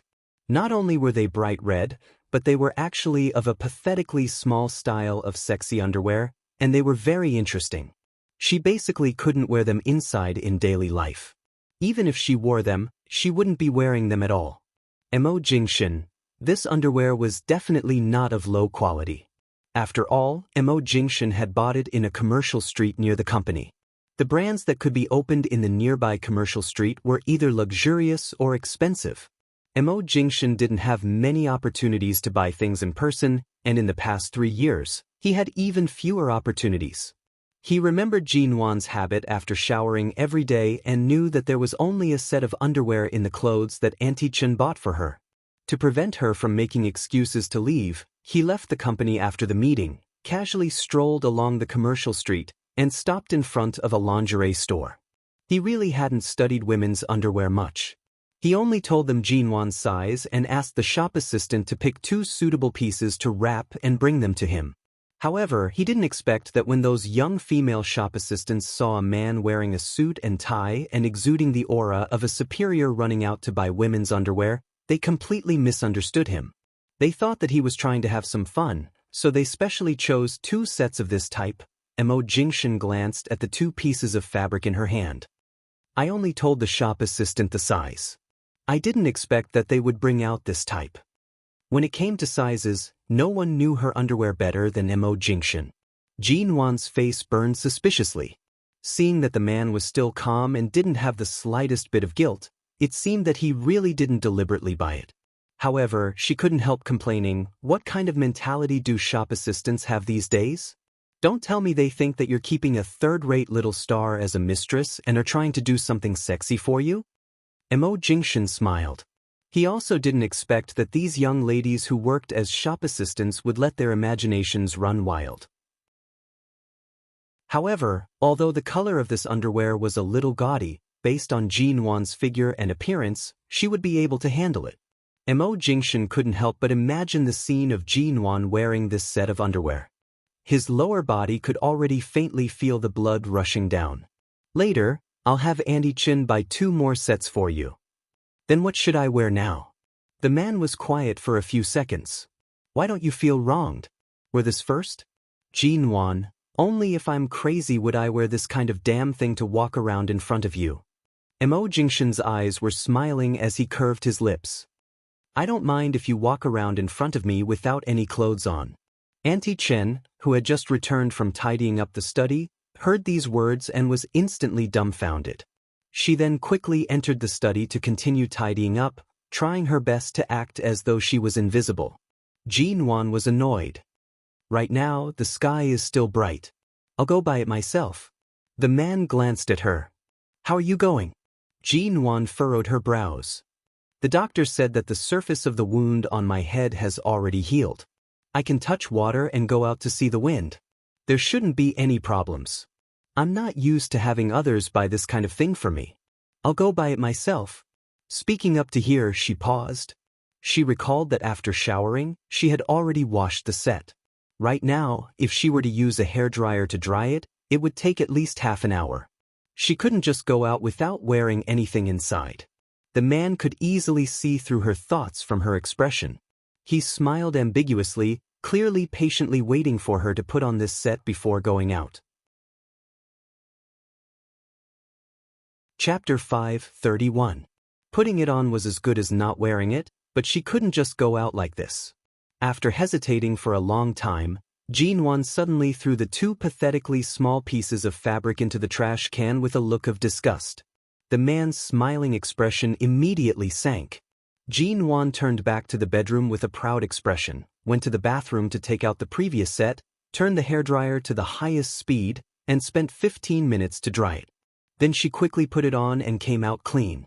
Mo Jingshan's well-defined fingers gently tapped the back of the sofa. Looking at Jin Wan, who had already put on everything and came out, his elegant and deep brows moved slightly, and he said casually, "You can't wear the other set either?" Jin Wan said unhappily, "The other set is black, and the style and fabric are no different from this one." Anyway, she would never wear it. But she knew that this brand was very expensive. The red set had already been opened and taken out. As for the black set, she should ask Auntie Chen to find a chance to return it and exchange it for some money. After all, it was worth several thousand yuan, enough for Auntie Chen to pay for half a year's tuition for her youngest son. There was no need to throw it away. It's raining tonight, and there are still 3 hours before evening. Are you sure you want to buy it yourself in such a short time? The man's tone was extremely indifferent. Although the wound is fine, I can't go too far. I can only stroll in the nearby commercial streets. Alright. There is a department store nearby, and there are several commercial streets nearby. It's enough for me to stroll around. She could finally come out to breathe a breath of fresh and free air. As soon as she came out, Jean felt that she didn't want to go back. In the department store near Ao Lan International, Jean not only bought 2 sets of underwear for herself, but also bought a variety of other clothes and necessities. After all, she hadn't gone shopping for some time. If it weren't for this place, she would have been so busy that she wouldn't have the time to go shopping. Rather than saying that Auntie Chen followed her and helped her carry things, it was more like Mo Jingshan sent Auntie Chen to follow her to prevent her from running around. Mo Jingshan did not go to the company today. Earlier, Shenmu had brought some things for him to sign, so Mo Jingshan did not come in. He had Auntie Chen accompany Jean to buy them. There were many situations in which a woman bought clothes. Some people shopped all day but didn't buy much, but Jean was different. It didn't take her 3 hours at all. She only spent an hour to buy a lot of clothes. She bought whatever she saw that caught her eye. She came out to buy things, not to shop at all. In the past few years, she had been like this even when she was out shopping. She didn't have the time to pick and choose. Her skin and figure weren't very picky about clothes. Any style on her was more beautiful than a model's drawing, so she just took whatever she liked. She didn't have the leisure to compare or try it on. Wrap this up for me, thank you. Although it's the end of summer and it's still very hot, it's going to be autumn soon. Is this trench coat this year's new style? Not bad, wrap this up too. The material is very soft. It should be very comfortable to sleep in. Wrap it up. Does that pair of shoes have high heels? Oh, these sunglasses are good. After shopping, Jean carried 2 bags in each hand, and Auntie Chen followed behind with a few bags. Jean didn't want her to help, but she insisted. Knowing that Auntie Chen was sent by Mo Jingshan, she was more or less unhappy that Auntie Chen was on Mo Jingshan's side, so she let her carry. Anyway, although there were a lot of things, they were not very heavy. At the cashier, Jean habitually wanted to take her card, but her hands suddenly paused in the air. Only then did she remember that she had no money now. When she went out, she was in such a hurry that she even forgot to take the dozen notes and cell phone under the pillow, not to mention that it was not enough even if she took it. The staff at the cashier had taken the payment forms for the things she bought and set a number. Jean didn't deliberately buy anything too expensive, but in this shopping mall, any piece of clothing would not be cheap. The total value of these things added up to more than 6 figures. Mrs. Mo, you didn't bring money? Seeing Jean expression was a little embarrassed, Auntie Chen stood by and asked in a low voice. Jean pursed her lips. For a moment, she wanted to ask Auntie Chen to pay for it and return it to her later, but Auntie Chen's family was ordinary, and there were many poor relatives who borrowed money from her. Her youngest son was in high city and needed money to go to college. How could she have so much money in her card? Jean didn't ask. What if she didn't buy it? She was hesitating awkwardly whether to send the clothes back to the various brand stores when a slender and well-defined finger suddenly appeared in front of her, handing over a black bank card. Jean turned to see Mo Jingshan's calm face, and her embarrassment immediately disappeared. She subconsciously muttered, "It feels so bad to have no money, no card, and no cell phone." Mo Jingshan looked down at her and smiled casually. "Don't you still have me?" With that, before Jean could speak, the man put a white outdoor cap on her head. Jean raised her eyes only to find that most of the light was blocked by the brim of the cap. She could only look up at the man who was much taller than her, and her eyes were full of obvious questions. "Why are you here? If you want to go out these days, try to wear a cap. Although the skin on the surface of the wound has healed, it's better not to be exposed to the wind." The man looked at her wearing a hat and raised her head like a primary school student. His lips curved into a gentle arc. He paid for the cap, took the 2 bags of things from Jean hand, and took those from Auntie Chen's hand. Seeing that Mr. Mo was so patient and indulgent to Jean Auntie Chen smiled sincerely. In the past, she rarely went out with them in the Yew Garden, so she didn't know their relationship and development. In the past, Grandfather Mo asked her to keep an eye on them and report to him whether their married life was harmonious or not. That feeling was different from now. After these 2 days in Aolan International, she felt that Mr. Mo really treated Jin-won differently from others, and now she felt that both Jin-won and Mr. Mo were rare beauties in the world. Walking side by side like this, people would turn their heads to look at them. Moreover, Seo Mo was usually such a noble and indifferent person. He would personally buy Jin-won underwear and take the time to go shopping with her. Even though Jin-won had never been nice to him, he still doted on her as if everything was so natural and right.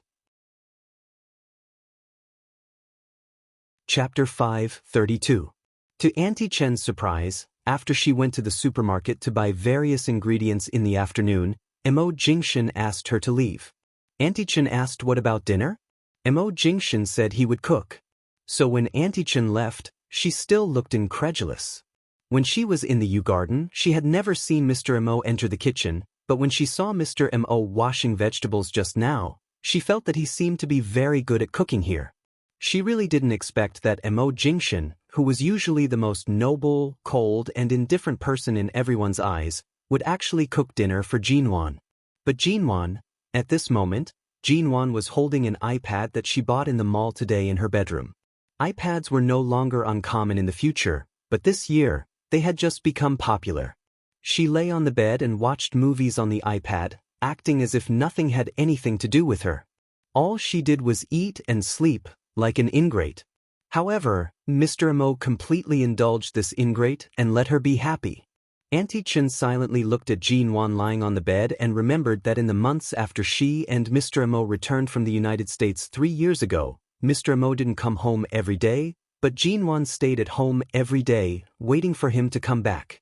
She remembered that once, because she thought Mr. Mo would definitely return to the Yew Garden that day, Jin-won specially cooked a table of delicious food for Mr. Mo, but that night, Mr. Mo still didn't come back and didn't even answer Jin-won's phone call. Later, the food was cold and couldn't be eaten. Jin-won sat at the table alone and ate the cold food silently. At that time, Auntie Chen didn't even dare to say a word to persuade her. She just felt sorry for her. Thinking of this, the thought of feeling indignant for Mr. Mo suddenly disappeared. Instead, she smiled. In fact, it was quite refreshing to see Mr. Mo, such a cold and arrogant person, compromise little by little for Jin-won. Even after Auntie Chen left, Jin-won was still watching the iPad on the bed. The room was very quiet, and only the sound of the movie could be heard. At this time, she was watching a very ordinary movie that had just been released, but in recent years, there weren't too many good movies in China. They were all made by some veteran directors and some were not funny. She was too lazy to find Hollywood movies, so she casually opened it and watched it for a while. His acting was a mess and he wasn't paying attention at all. It had been a while since Auntie Chen left. Jin-won finally turned off the iPad, threw it aside, got up, and walked out. Hearing the sound of the kitchen, she thought for a moment and went in. The man in a shirt and trousers was standing by the cupboard. The sleeves of his shirt were rolled up, revealing his muscular forearms. She leaned against the kitchen door and watched the man wash or cut the vegetables while preparing dinner. Her eyes seemed to be covered with a layer of mist. In these 3 years, she had never thought that such a day would come. "Why don't you continue to watch your movie?" The man was cutting vegetables and didn't look back, but it was obvious that he was talking to her. Jin-won was still leaning against the kitchen door. Earlier, before Auntie Chen left, she hid outside the bedroom door and stared at me for a long time. She must have felt that it was too much for me to let Boss Missouri cook dinner without even helping. Mo Jingshin's hands did not stop moving. "Watch your movie in peace. I'll call you when dinner is ready." Jin-won thought of the extremely boring movie just now. It was better to stand here and watch Mo Jingshin cut vegetables than to watch that kind of movie. Noticing that she did not leave, Mo Jingshin turned on the tap to wash his hands and slowly wiped them. "Do you really want to help?" Jin-won did not speak. She was just saying that. After being locked up here for several days, the resentment in her heart had not dissipated. Standing in the same apartment with him was already very irritating. She did not really intend to go into the kitchen. After all, no matter how big the kitchen was, it was still a relatively small space. She would certainly not take the initiative to go in. But Auntie Chen had bought too many ingredients. She had probably planned to make a good meal tonight, but Emo Jingshin had taken over. If she really did not help, who knew when she would be able to eat? Her gaze swept over the pile of ingredients on the cupboard, and she walked over. Jean Wan was about to say that she would not do anything else but bring the oil, salt, soy sauce, vinegar, and cooking wine over and help him make some seasonings, such as sweet, sour, salt, and a small amount of soy sauce for the sweet and sour fish, and various seasonings for the mushroom soup, and she had just walked over and was about an arm's length away when her wrist was suddenly caught by the man. Before Jean Wan had time to speak, she was dragged by him and stumbled in his direction. When she hurriedly tried to steady herself, the man had already kissed her. Jean Wan was stunned for a moment.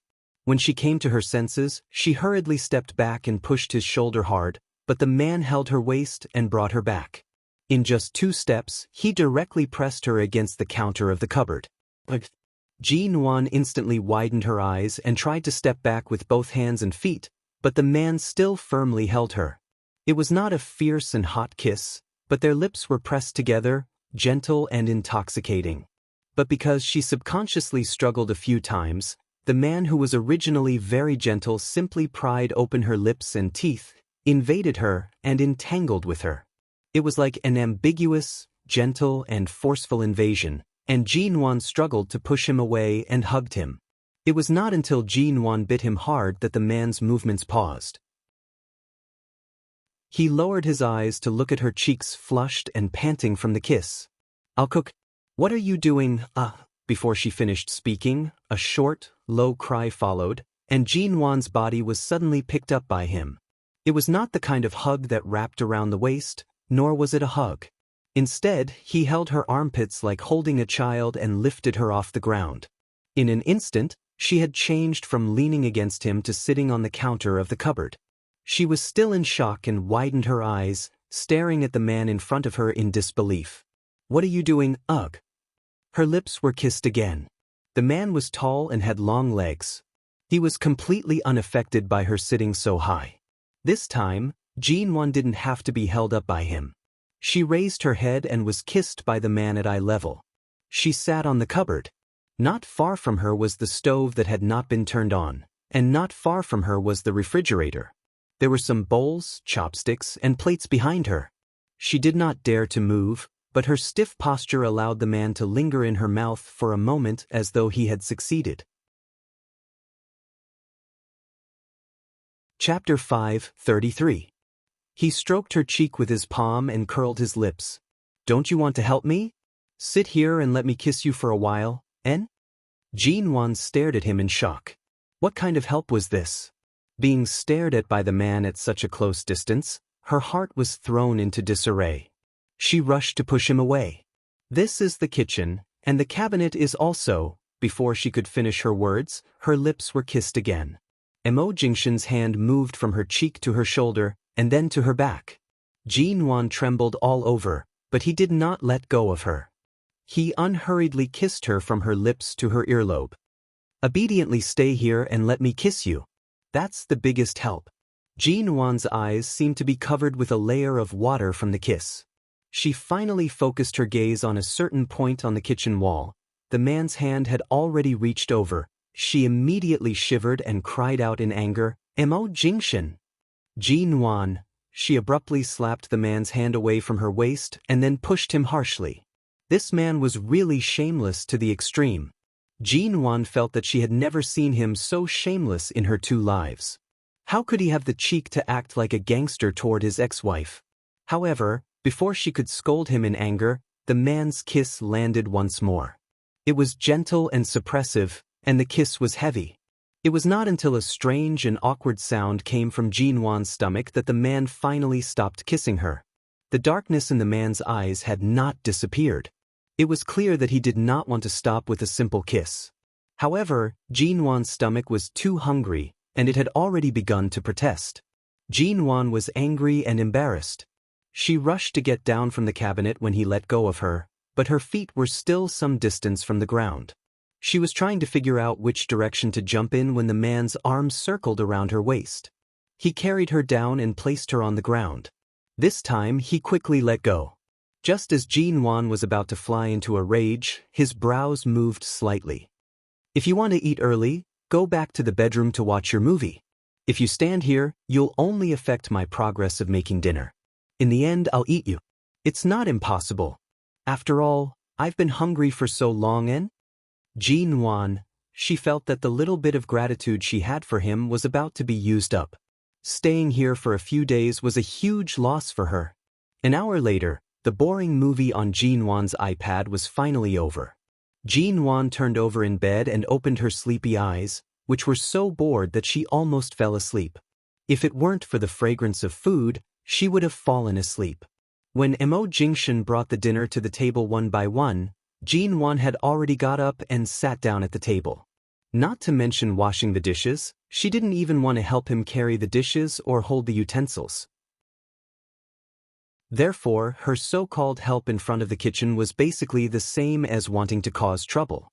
When Mo Jingshan handed over the bowl and chopsticks, Jin Wan picked up the chopsticks and began to eat without saying a word. The man lowered his eyes and narrowed his eyes as he watched her focus on each dish while eating. She was satisfied with every bite. He curled his lips and smiled in satisfaction. If it weren't for the old affection she had for the food he made, it would have been very difficult for him to keep her here to recuperate.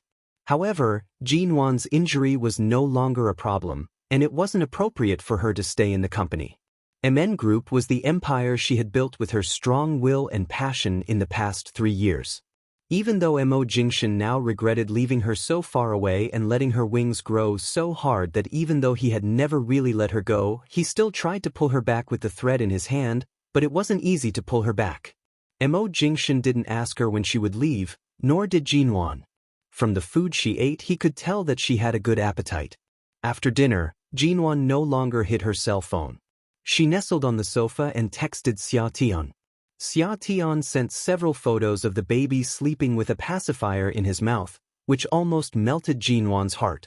She held the cell phone and couldn't help kissing it, but when she saw Mo Jingshan coming over, she turned off the cell phone screen and didn't show it to him.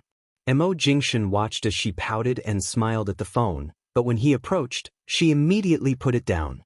At the same time, her expression turned fierce. His brows rose slightly.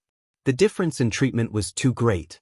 When he put Jin Wan on the table to kiss her, Mo Jingshan clearly felt that if he touched her like this again, he might not be able to control himself. At night, Jin Wan went back to the bedroom to sleep. This time, he didn't insist on sleeping in the bedroom but slept on the sofa in the living room. The night was peaceful and harmonious. When Jin Wan woke up in the middle of the night, she seemed to vaguely hear the sound of a shower coming from the spare bathroom outside.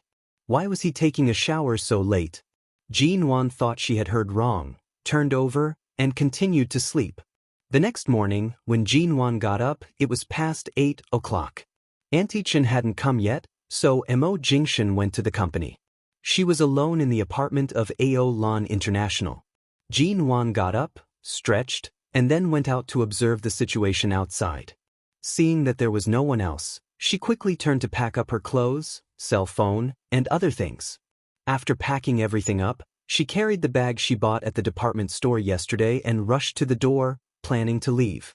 However, when she was changing her shoes in front of the door, she felt something on the door. She looked up and saw a white note stuck on it. It was a note written by Mo Jingshan, written with a strong pen. "There is toast in the kitchen oven. Leave after breakfast." Jin Wan stared at the note for a long time, and her face darkened. She abruptly tore the note down. She could have texted or called him, but he had to stick it here. Was he deliberately making things difficult for her? Shine Group, not far from Ao Lan International. Outside the president's office, Mo Jingshan had just walked out when his cell phone suddenly rang.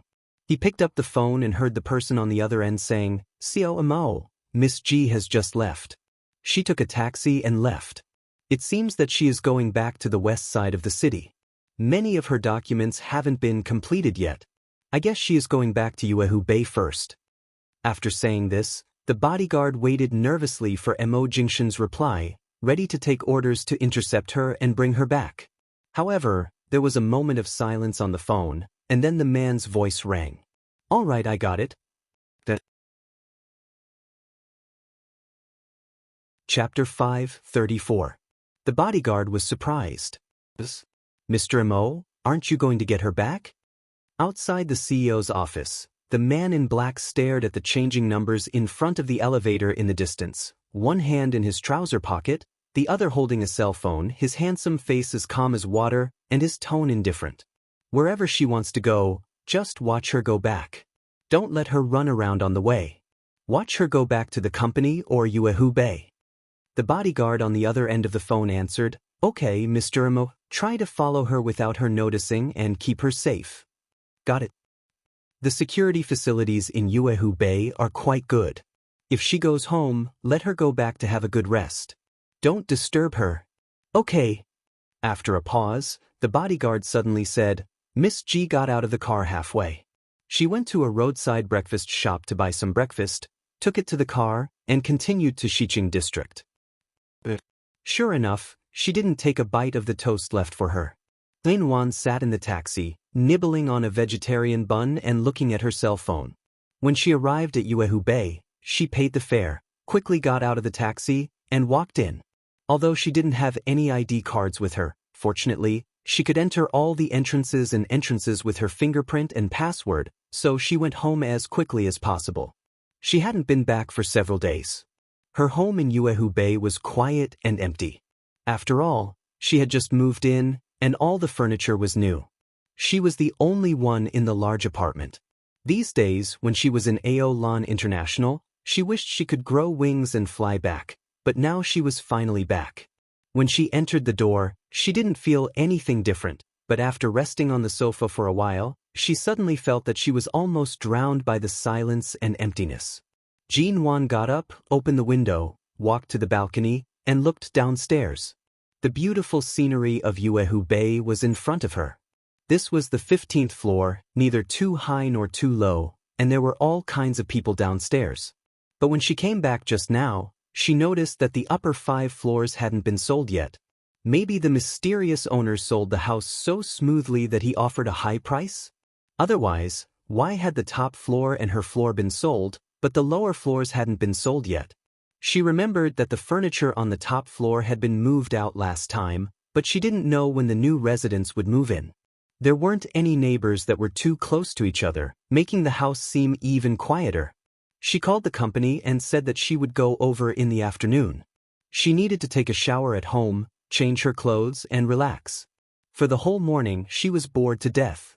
She found a book on the bookshelf and went back to the living room to read. Then she called the vegetable and fruit supermarket downstairs and asked them to send her some fresh fruits and ingredients. She planned to cook lunch for herself and go to the company after she was full. But when she arrived at the company in the afternoon, she did not expect to meet an unexpected guest. Seeing Jinwan coming, Xiaoba came up to her and whispered, "Boss, she has been sitting there waiting for a long time. We tried to persuade her, but she didn't listen. She refused to leave." Jinwan glanced at Ji Mengran, who was seated in the lounge on the first floor. Jinwan waved at Xiaoba, indicating that she should go do what she was busy with. A moment later, she turned to look at the people in the lounge on the first floor and walked over. The sun was shining brightly outside, and the lounge was illuminated by the sunlight. The temperature was moderate because of the air conditioner, and with the sunlight shining in, it was warm. Even the air was extremely comfortable. This was how Ji Mengran felt sitting here. Being in Jinwan's territory, Ji Mengran was not too arrogant this time. When Jinwan walked over, she raised her eyes to look at her and suddenly smiled at her. "Sister." This smile and the way she addressed her indicated that she came with a purpose. Jinwan glanced at the time and looked at her indifferently. "What's the matter?" Ji Mengran smiled at her and said, "Aren't I also in the real estate industry now? Our studio is developing well and has become more and more popular in the past 2 months. If you see the performance of our studio in the past 2 months, you must be very surprised, especially in the area occupied, resources, and purchase rate." Ji Mengran smiled at her. Ji Mengran spoke slowly. "Especially this month, as far as I know, among all the companies related to real estate in High City, only our studio exceeded the quota at the beginning of the month and has been far ahead of others." Jinwan looked at her calmly, wondering what she was up to. Although MN Group started as a real estate studio, the company's industry chain now covered not only real estate but also the most profitable industries in recent years. In addition, in the past 3 years, the domestic housing price had been rising at a frightening speed, so this year had come to a buffer period. Therefore, MN Group's primary goal this year was not real estate but other ways of making profits. However, she did not expect that Ji Mengran would one day come here to demonstrate or provoke hatred. Jean Wan sighed in her heart. Now, no matter how much land Ji Mengran's studio bought, it was almost impossible to sell it at a higher price than the original price. It was difficult to maintain the original price. The government had always had a relative regulation policy, and this was the first time in the past 3 years that it had been implemented with great force. Ji Mengran happened to be stuck in this unlucky muzzle, but she did not know it. Ji Mengran smiled. It's all thanks to Brother Sheng and the big shots of various real estate companies in High City that our studio can develop steadily. In the following days, we will continue to work hard. Sister, when are you going to give me the fat piece of meat under your company's name? After all, I don't think you plan to continue working on that project this year, do you? She was referring to a piece of public land acquired by MN Group a few months ago. It covered a large area, but Jean Wan knew that the land could not make a corresponding return this year. In a year and a half, the advantage of the land would disappear, and the price would not rise much. Although it would not make a loss, it would not make a profit, so Jean Wan stopped the project and put it aside for the future.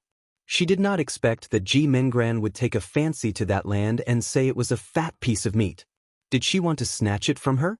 TSK, it seemed that Ji Mengran was keeping a close eye on her company. Jean Wan's achievements in MN Group were a thorn in her side. Everything was done so perfectly that Ji Mengran was so anxious that she wanted to come over and ask to buy that piece of land.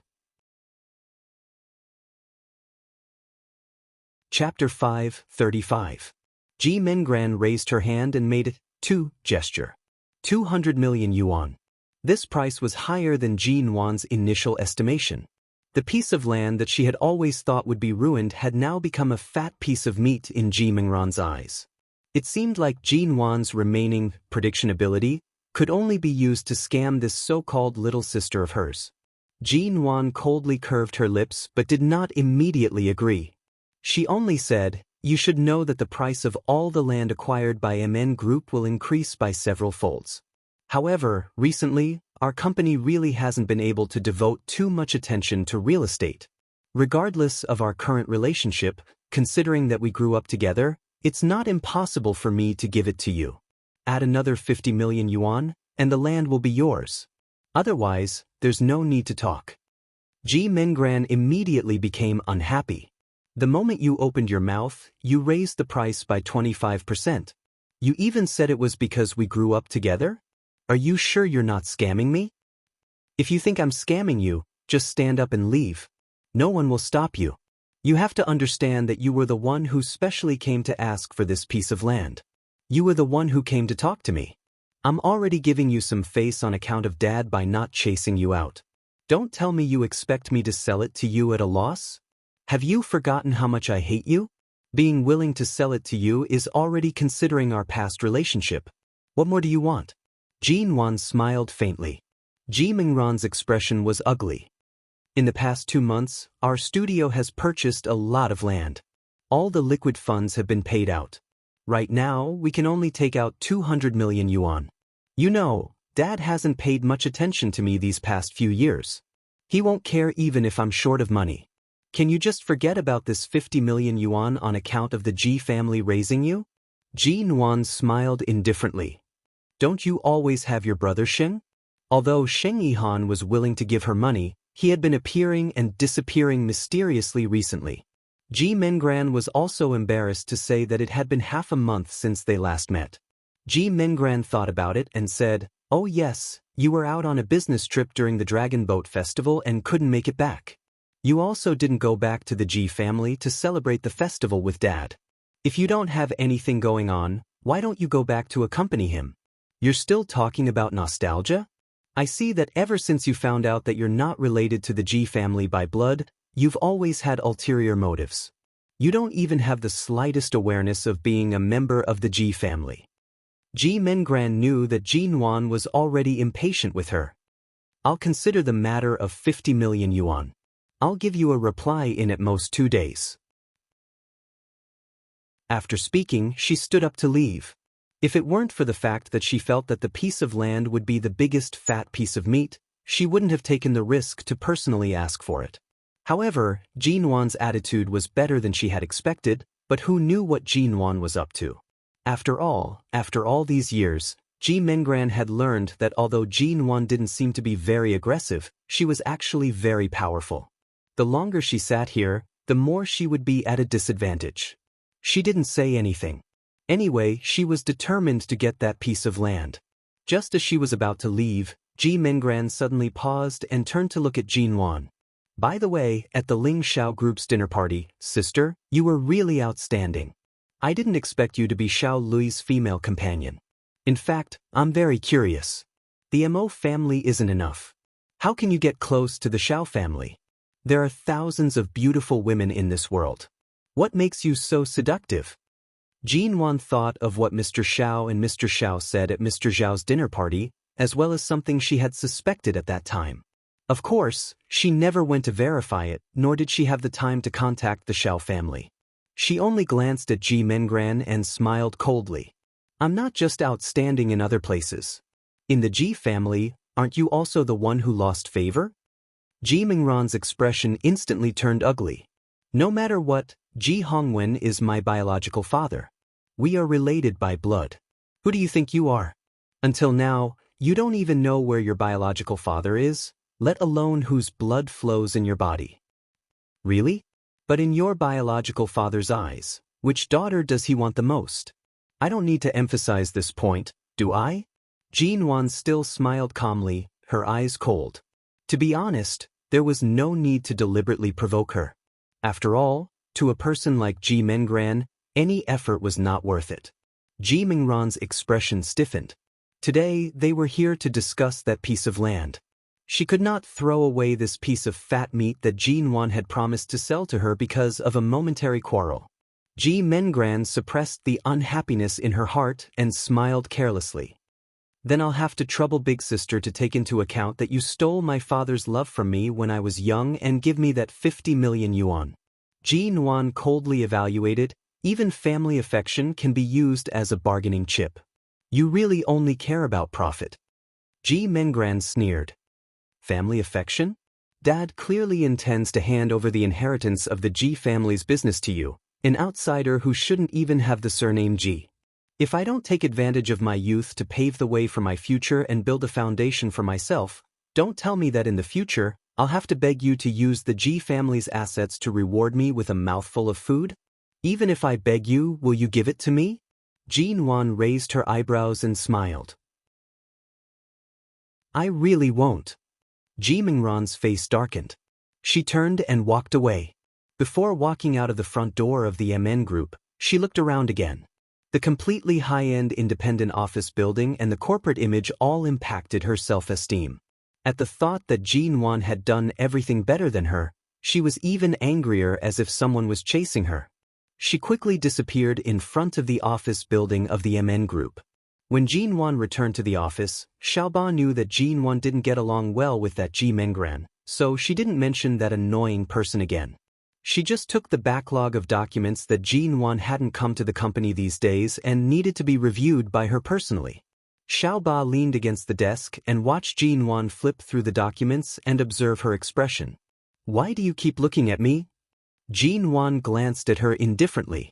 Xiaoba chuckled. I'm looking at you, boss, who has been nourished by love for several days. How is it? Are you and Mo really? Jinwan spread the documents in front of her deadpan, looking as if she was going to quickly solve these documents and bury herself in work. She didn't intend to chat about this kind of gossip at all.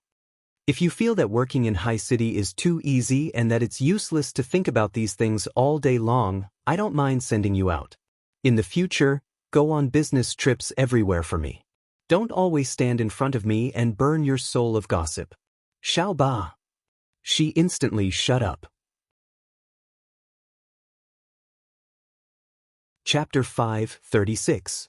At night, Jinwan returned to Yuehu Bay and slept on the big bed alone. She closed her eyes in the dark but couldn't fall asleep. It took her 3 years to adapt to living alone. However, Mo Jingshan used 3 days to break this habit. She had only slept on the floor next to him for 2 nights, but strangely, Jinwan felt as if something was missing. As her thoughts ran wild, Jinwan eventually drifted off to sleep.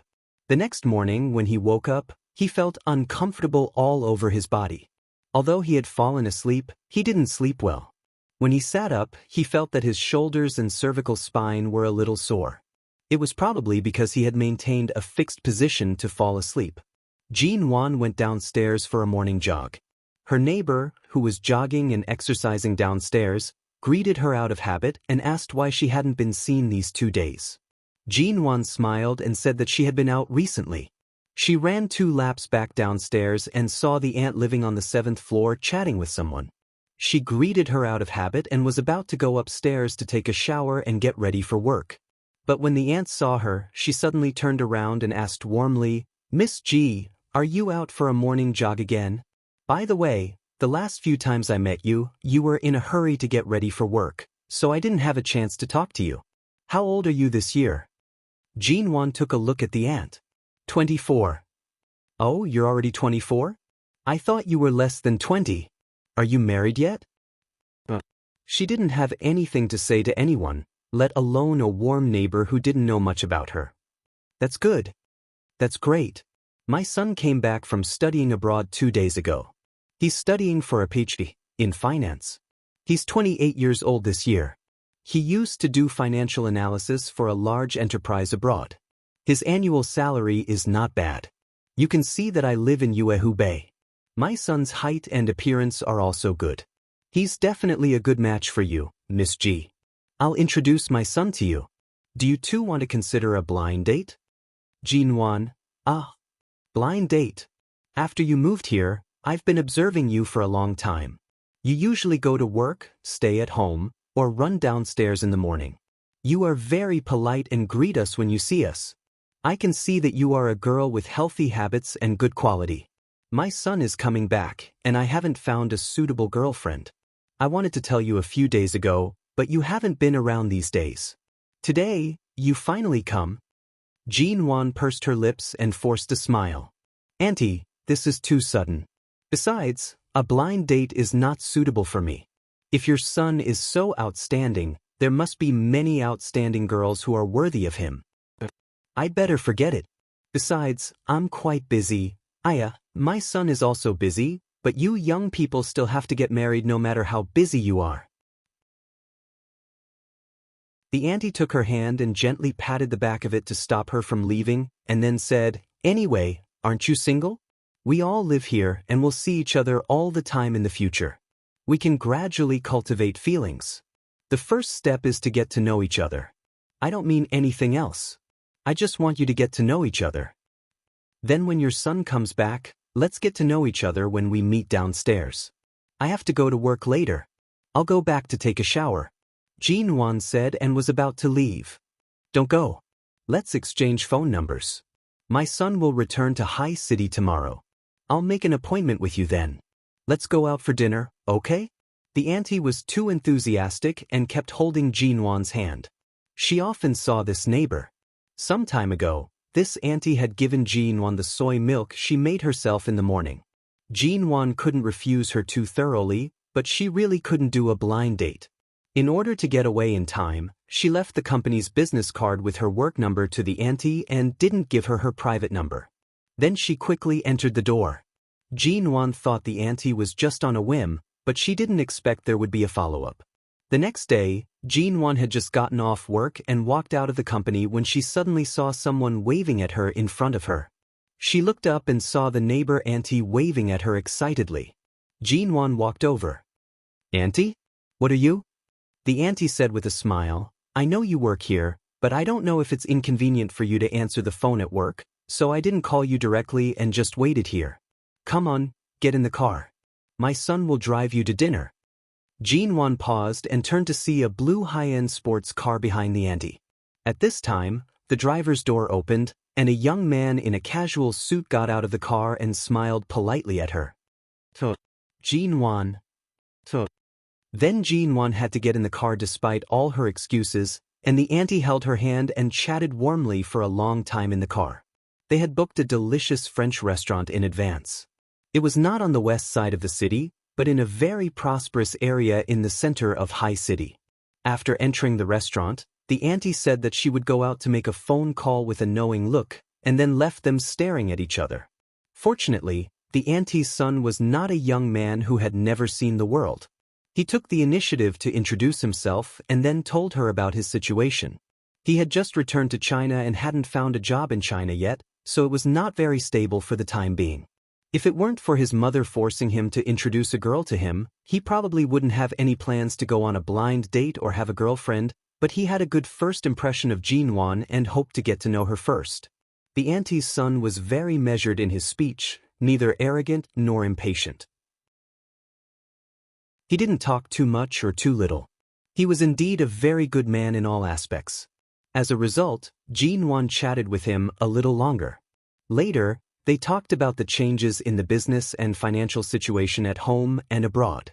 They got along well, and the expression on her face gradually relaxed, and she even smiled. Shine Group. A man stood in front of the window when he suddenly received a photo sent by a bodyguard on his cell phone. He opened it and saw Jinwan smiling like a flower sitting opposite a man. Mo Jingshan still stood there, and all his eyes fell on the smile on the woman's face until his cell phone rang. He picked it up. The bodyguard on the other end of the phone said, "So, Mo, Miss G seems to be going on a blind date with a young man tonight." Chapter 537. Before leaving work, Shenmu was preparing to deliver 2 documents to the CEO's office.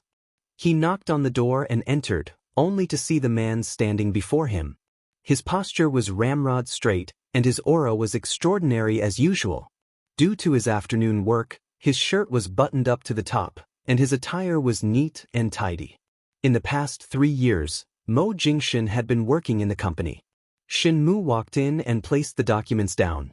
However, for some reason, he felt that the temperature of the air conditioner in the office was too low. He turned to look at the numbers on the air conditioner. It was the same as usual and had not been adjusted to a low temperature. "So, Mo, are you still going to the dinner at the hotel on Hai Tai Street?" Mo Jingshan placed one hand in his pocket. His expression was calm, and his tone was mild. "Yes." It was just one word, but why did it make one feel as though they were in an icehouse? It was chilly. Shenmu did not dare to ask further. He left to arrange the time for the dinner with the secretary. After leaving the company, Shenmu silently followed behind Mo Jingshan. The man in front was cold and distant, and his footsteps were steady. His movements were relaxed and steady as he opened the car door and entered the car. After sitting in the car, he casually arranged his expensive and exquisite cufflinks. Everything was the same as usual. However, the atmosphere was strangely cold and solemn, causing Shenmu to not dare to say anything unnecessary. Mo Jingshan sat in the back, his long legs naturally spread apart. He turned his head to look out the window, his gaze cold and indifferent. It carried a hint of unfathomable profoundness. As the car passed by a busy commercial street, it stopped for half a minute near a French restaurant when it encountered a red light. Mo Jingshan's gaze swept toward the transparent glass windows of the French restaurant. In an instant, the car was terrifyingly quiet. The air in the car seemed to have frozen. Shenmu carefully glanced back through the rearview mirror. Noticing the direction Mo Jingshan was looking in, he also turned to look toward the French restaurant. Jinwan had been sitting in the restaurant chatting with the auntie's son for more than an hour. At first, they were somewhat reserved, but as they chatted about various interesting things in the business world and the financial world in America, they gradually lost track of time and no longer felt awkward. They chatted and laughed. The auntie's son's impression of her gradually increased, and Jinwan was also full of smiles. Even though it was the first time they met, she did not feel too awkward. However, after chatting for so long, when the waiter brought a plate of fruit salad, Jinwan glanced at the time and jokingly said, "It's really inappropriate for the auntie to leave with the excuse of answering the phone." She's actually been answering the phone for almost 2 hours. The auntie's son also glanced at the time and smiled.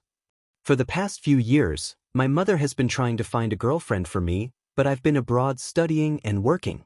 I really can't find the time. 2 years ago, I did have a girlfriend, but because of our different personalities and different horizons, our relationship fell into an impasse.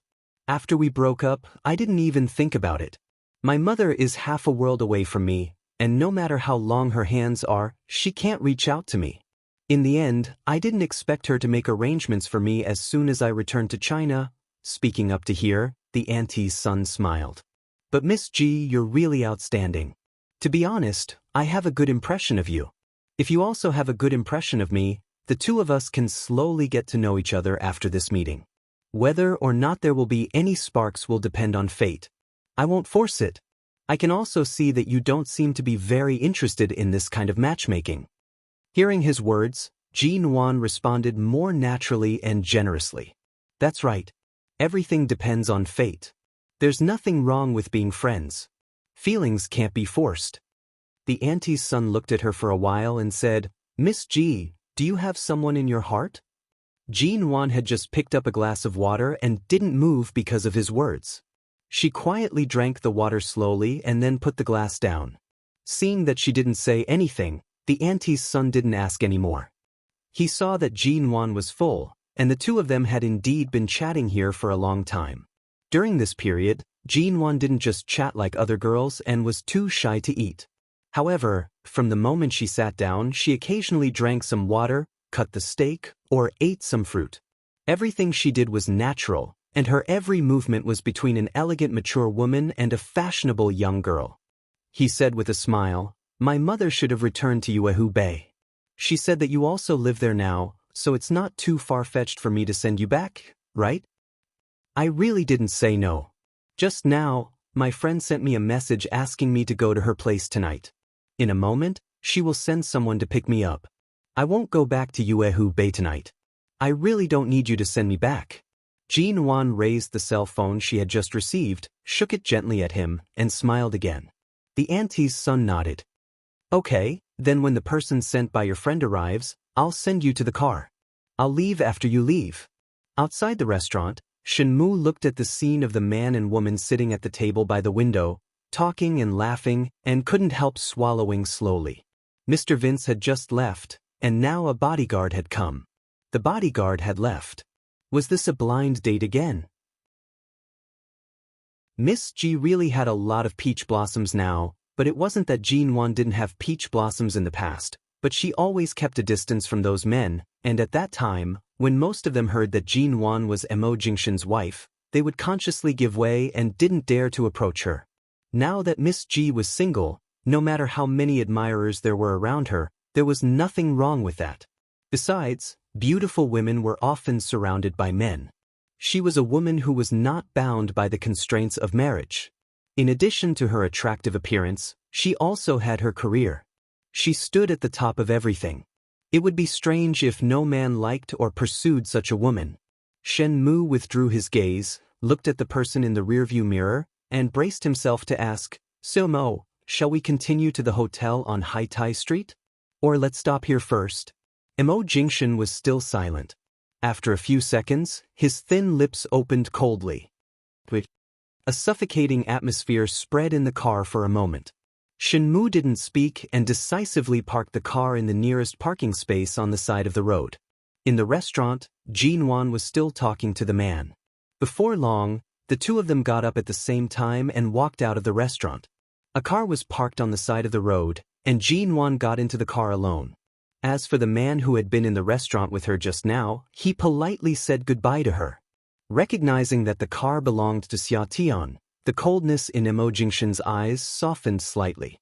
However, he continued to stare out of the car window. His right hand was placed on the center of the cabinet, his index finger unhurriedly tapping twice. His expression was solemn.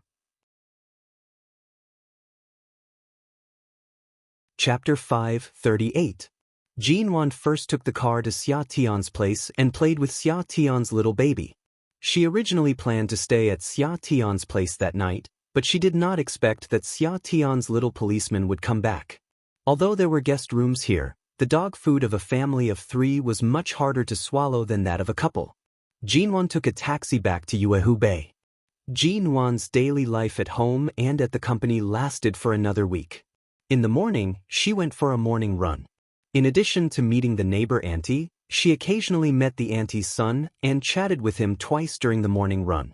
On Friday, Jinwan had just finished running and went home to take a shower. Before she could rest, she suddenly heard her cell phone ringing. She picked up the cell phone and took a look. It was from the company. It was only past 7 o'clock. Why was there a call from the company? COG? It was Manager Zhou, the head of the company's planning department. What's up? Why are you calling so early? Manager Zhou's voice was anxious. COG, when will you arrive at the company? Are you at home or on the road? I'm about to change clothes and go to the company. What happened? Here's the thing. Last week, our planning department had a new idea about the reconstruction of the stadium, but we only came up with a simple cylindrical simulation map. However, our intern staff got it mixed up and sent the new unconfirmed simulation map to the construction department of the stadium. Today, we saw that the construction department has built the stadium according to our new simulation map, but the actual location can't be connected with the original map of the stadium, which means that this map has caused a huge engineering mistake. Jin Wan's hand, which was about to open the wardrobe to get clothes, paused, and her face became serious. How could you find such a big problem only after a week? We didn't expect that the intern staff would mix up the map and send it to the construction department. At that time, Shine Group gave all the planning to our MN Group, so now the construction department is building according to our map. This map is only a small area, but now it has to be demolished and rebuilt, but the loss is not small. In addition to the loss of at least tens of millions of yuan, it will also affect the foundation that has been built. I don't know what to do. Listening to his tone, Manager Zhou was really worried. He probably didn't sleep all night. After thinking about it, he finally decided to tell her the cause and effect of the matter. He probably didn't go back to the company all night. Jin Wan was silent for a moment. Although the Shine Group was involved in the stadium project, they basically only provided financial and human support, and all other technical and planning tasks were handed over to the MN Group, which was equivalent to the Shine Group handing over this important task to the MN Group. Now that this mess had occurred, the money lost was not important. However, if the foundation that had been laid was affected and the construction had to be restarted, even if the stadium was built in the end, the government would know what had happened in between. MN Group was equivalent to losing face in front of the government. Such a serious engineering and planning mistake was almost unforgivable. I'll be right there. Wait for me at the company. Jin Wan hung up the phone, changed her clothes, and went out. Manager Zhou came in with a pile of documents from the planning department, including those of the interns, and put them on Jin Wan's desk. There was still half an hour to go to work, but the two had been busy in the office for a long time. Jin Wan was still reading the documents, and Manager Zhou helped her and said, "COG, do you think the interns did it on purpose? The few interns who joined the company this year have very ordinary backgrounds, and their families are also very ordinary. They are all short of money. If they were bribed by a competitor who is targeting our company, it is not impossible for them to deliberately cause trouble for the government on this kind of cooperation project." Jin Wan did think of this, so she asked Manager Zhou to give her the documents of these interns. She didn't respond, just looked at the documents on the desk, pursed her lips, and said nothing. Manager Zhou said again, "Alas, what have we done? The interns made a mistake, but we, the hard-working old employees, have to suffer with them. If we don't handle this well, I'm afraid we'll all be implicated." Jin Wan snorted. "Be content. I'm still trying to help you. If I just stand aside and push the blame to the planning department, you'll be scolded by the leaders of the government. Then you won't have the mood to complain anymore." Manager Zhou shrank his neck. "COG, you're really kind to us, but it doesn't seem realistic if you want to handle this alone." "No matter whether it's realistic or not, someone has to stand up," Jin Wan said lightly. It wasn't until the morning that she found out what the problem was.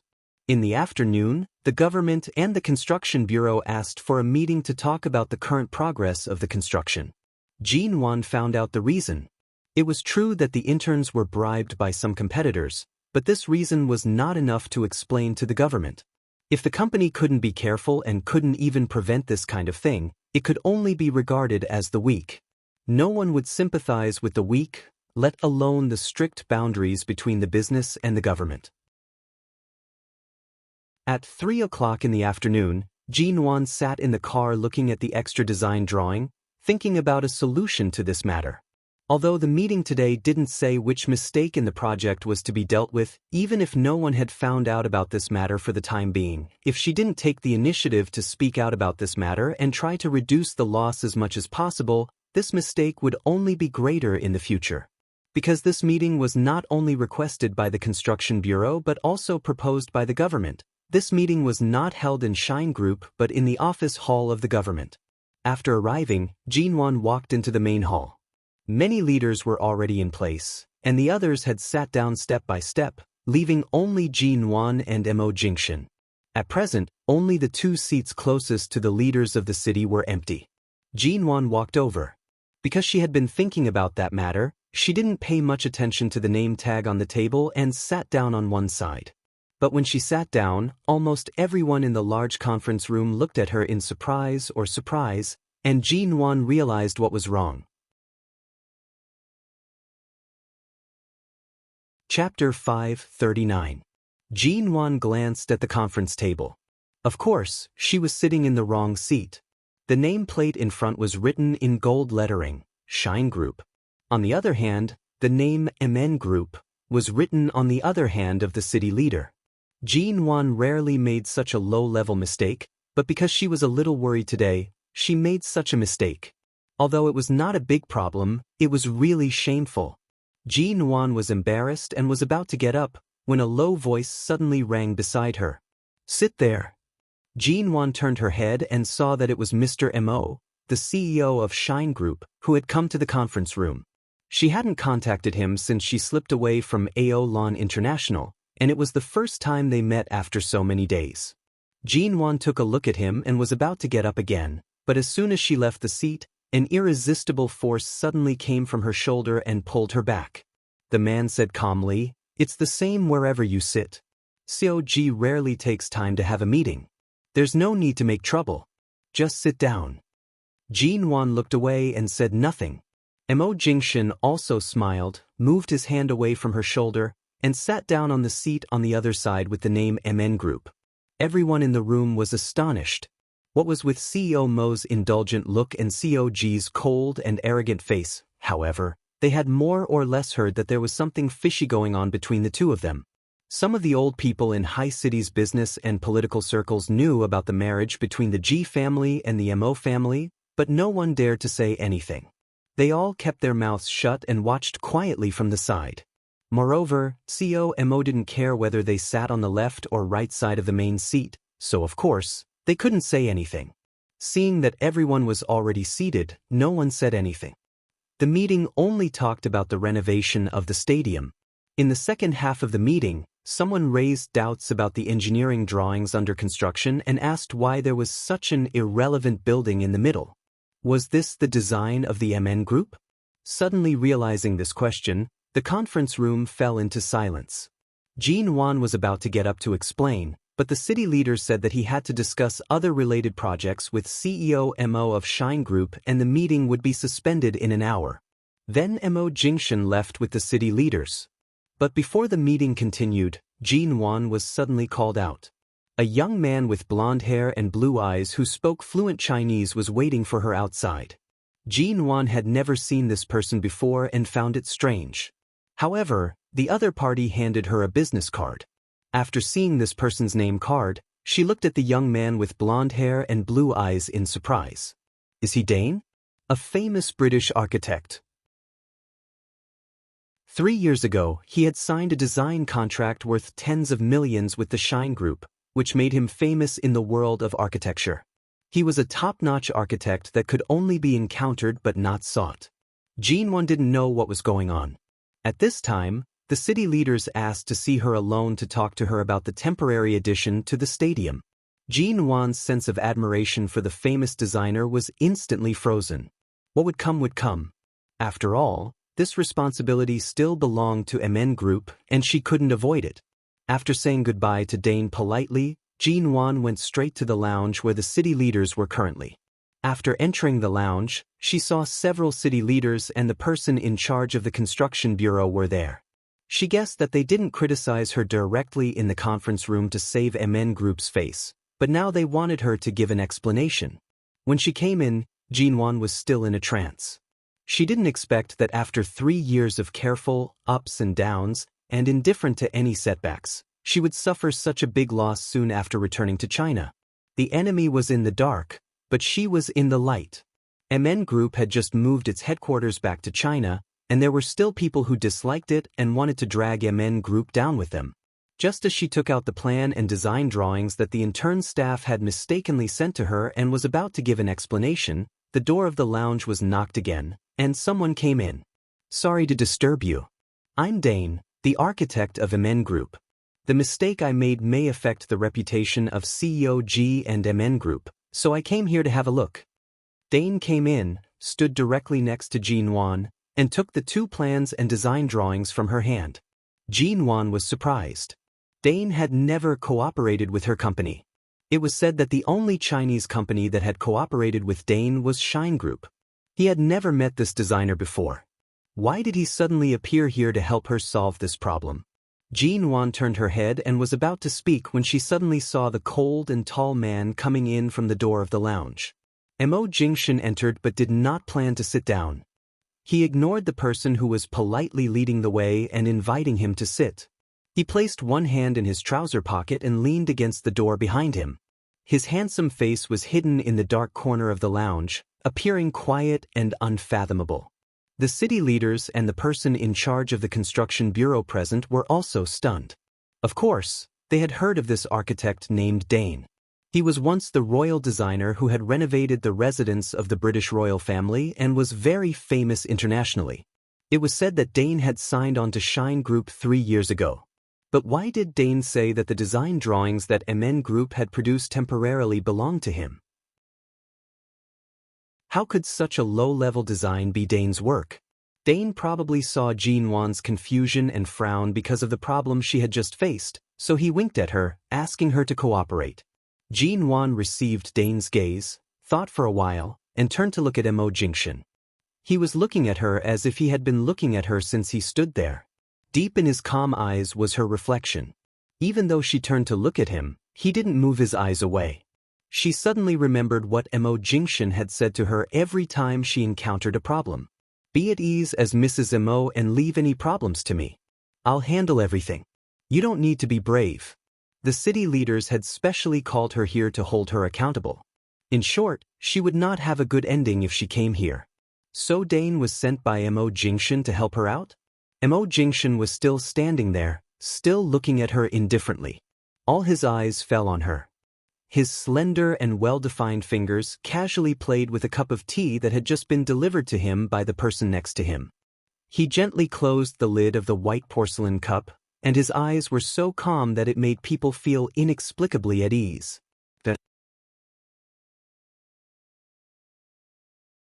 Chapter 540. For a moment, everyone present could clearly feel that although Mo Jingshan didn't speak, his deep shrewdness and almost playful sneer in his eyes all indicated that Jin Wan was his woman, and whoever dared to touch her was tantamount to touching the Tai Sui's head. The city leader didn't dare to take some things too seriously, so he simply looked at Dane and simply asked, "Dane? Didn't you sign a contract with Shine Group?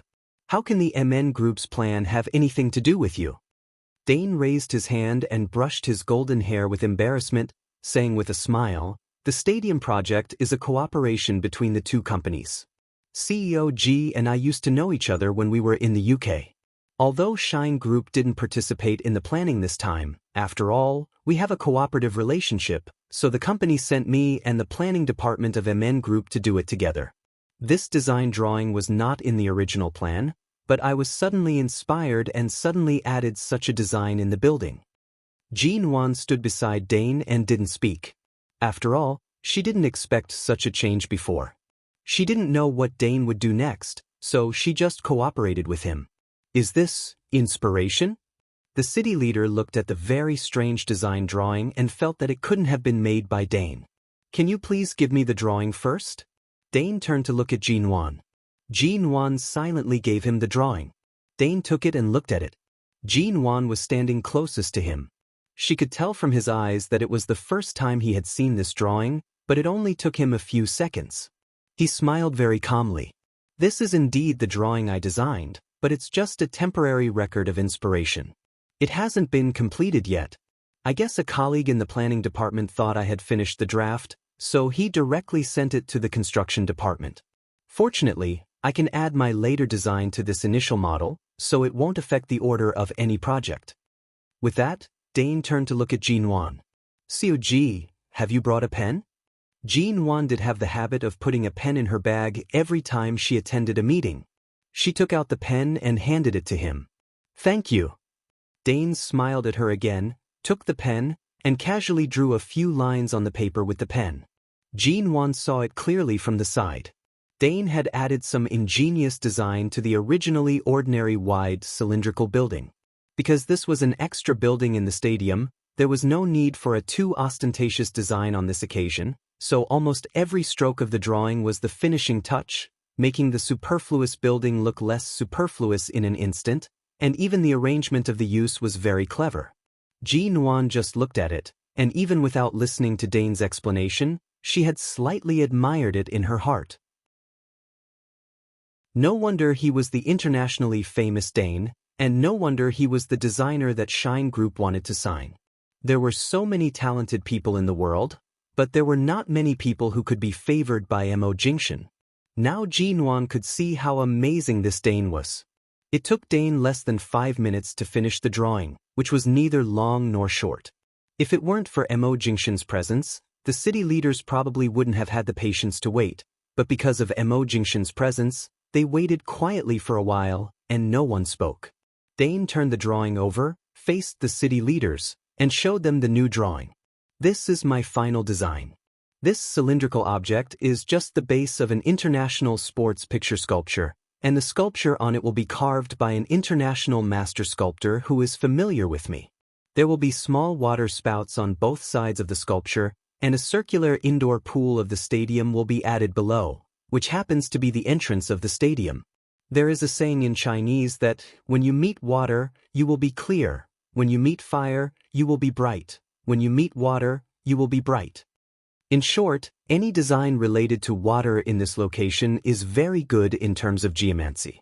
That's why I was suddenly inspired, but the people in the planning department acted too fast. Fortunately, this drawing can be used as the base, and it won't affect other design plans. Although this design is very reasonable, it is, after all, a sudden design plan. They haven't reported it to the construction bureau or us, nor discussed it with any department. They just sent the drawing directly to the construction department without authorization, which led to a large number of projects being transferred to such a new small building, which delayed the progress of the project.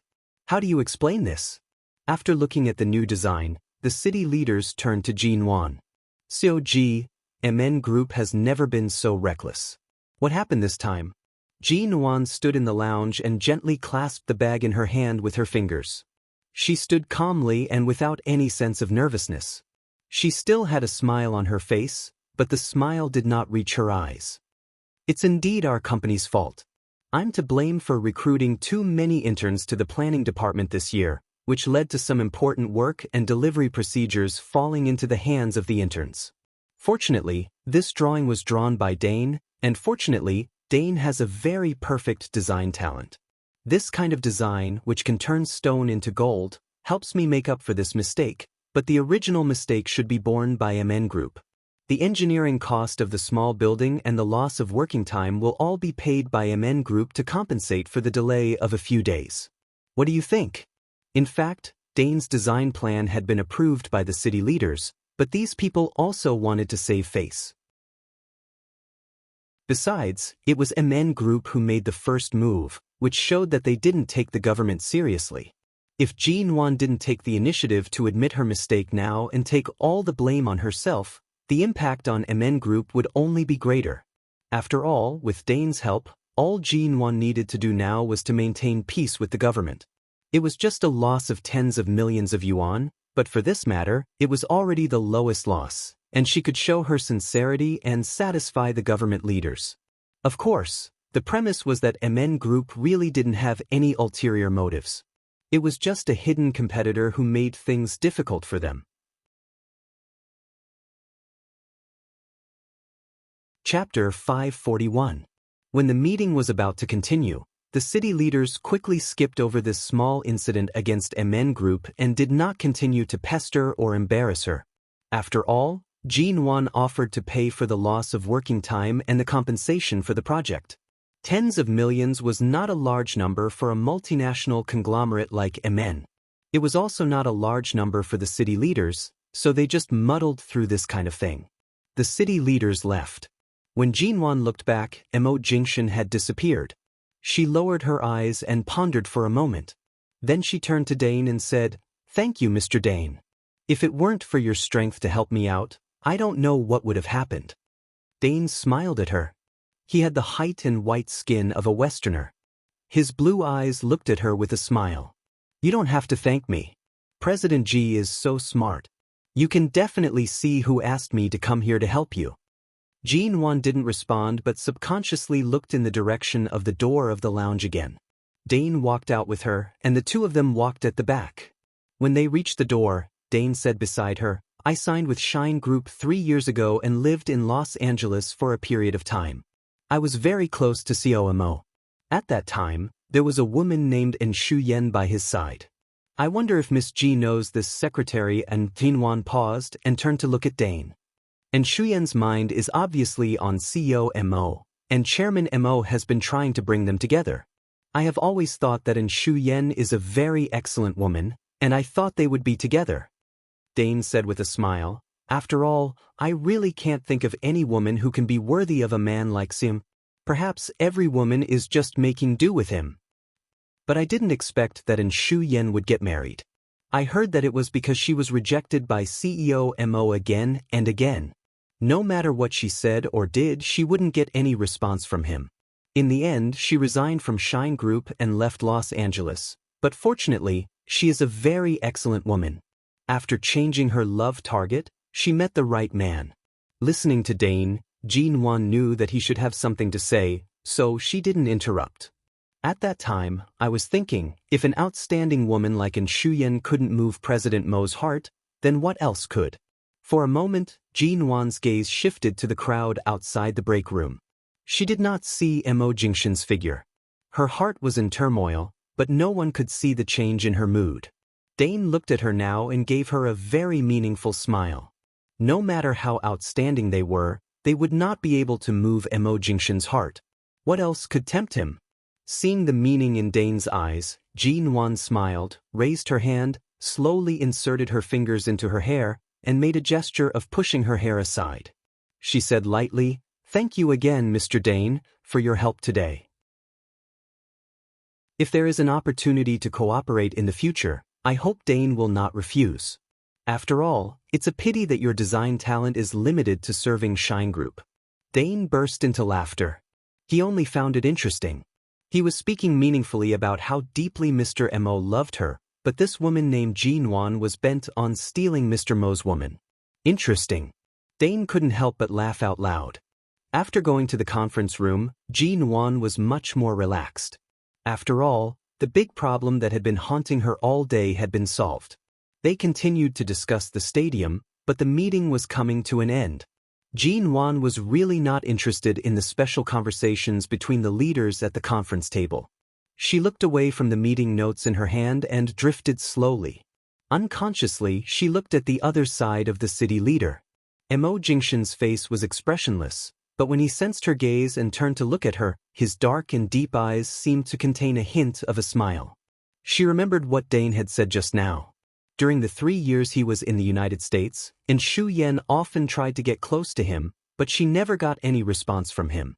Thinking of the various things that happened in Aolan International, Jinwan's cheeks puffed up slightly, but she still avoided his eyes and forced her attention back to the meeting. When the meeting was over, Jinwan got up, left the city hall as quickly as possible, and went straight back to the West City District. The next afternoon, Jinwan felt a little pain in her stomach because her period was coming. She had nothing to do in the afternoon, so she went straight back to Yuehu Bay to rest. At 2 o'clock in the afternoon, Jinwan was packing up the computer and a few company files she had brought back in her study when her cell phone on the desk suddenly rang. She didn't think much and reached out to answer the phone. As he answered the call, he put the laptop aside and said, "Hello." The other side didn't speak for several seconds. Jinwan thought the other side had a bad signal and asked again, "Hello, who is this?" The person on the other side still didn't speak for a long time. Jinwan looked at her cell phone and saw it was a strange number. She frowned and was about to hang up. However, the person on the other side suddenly spoke. "Miss G." Jinwan paused and was surprised by the voice she had just heard. After a long pause, she tried to find a possibility in her limited interpersonal relationships, but after thinking for a long time, she still felt that although she seemed to have heard this voice somewhere, it was not particularly familiar, so she couldn't recognize who this person was. The person on the other side repeated, "Miss G, am I disturbing you?" Jinwan put down the documents and the computer in her hands and asked indifferently, "Who are you?" Hearing the calmness and wariness in her voice, the person on the other side sighed with a smile. "I'm Xiao Lui's father." With that, the person on the other side fell silent. The cold and solemn tone of a middle-aged man who had been in a superior position for a long time sounded kind and patient, and even a little tentative, as if he was afraid that she would be alarmed if he spoke too abruptly, so he continued in a slow and peaceful voice. "Miss G, do you have time?" Jinwan didn't speak, but she was really surprised that Mr. Xiao would call her. She had never heard that the chairman of Ling Xiao Group was so approachable. Thinking of the things she had suspected before, she said indifferently, "Why does Mr. Xiao have my phone number?"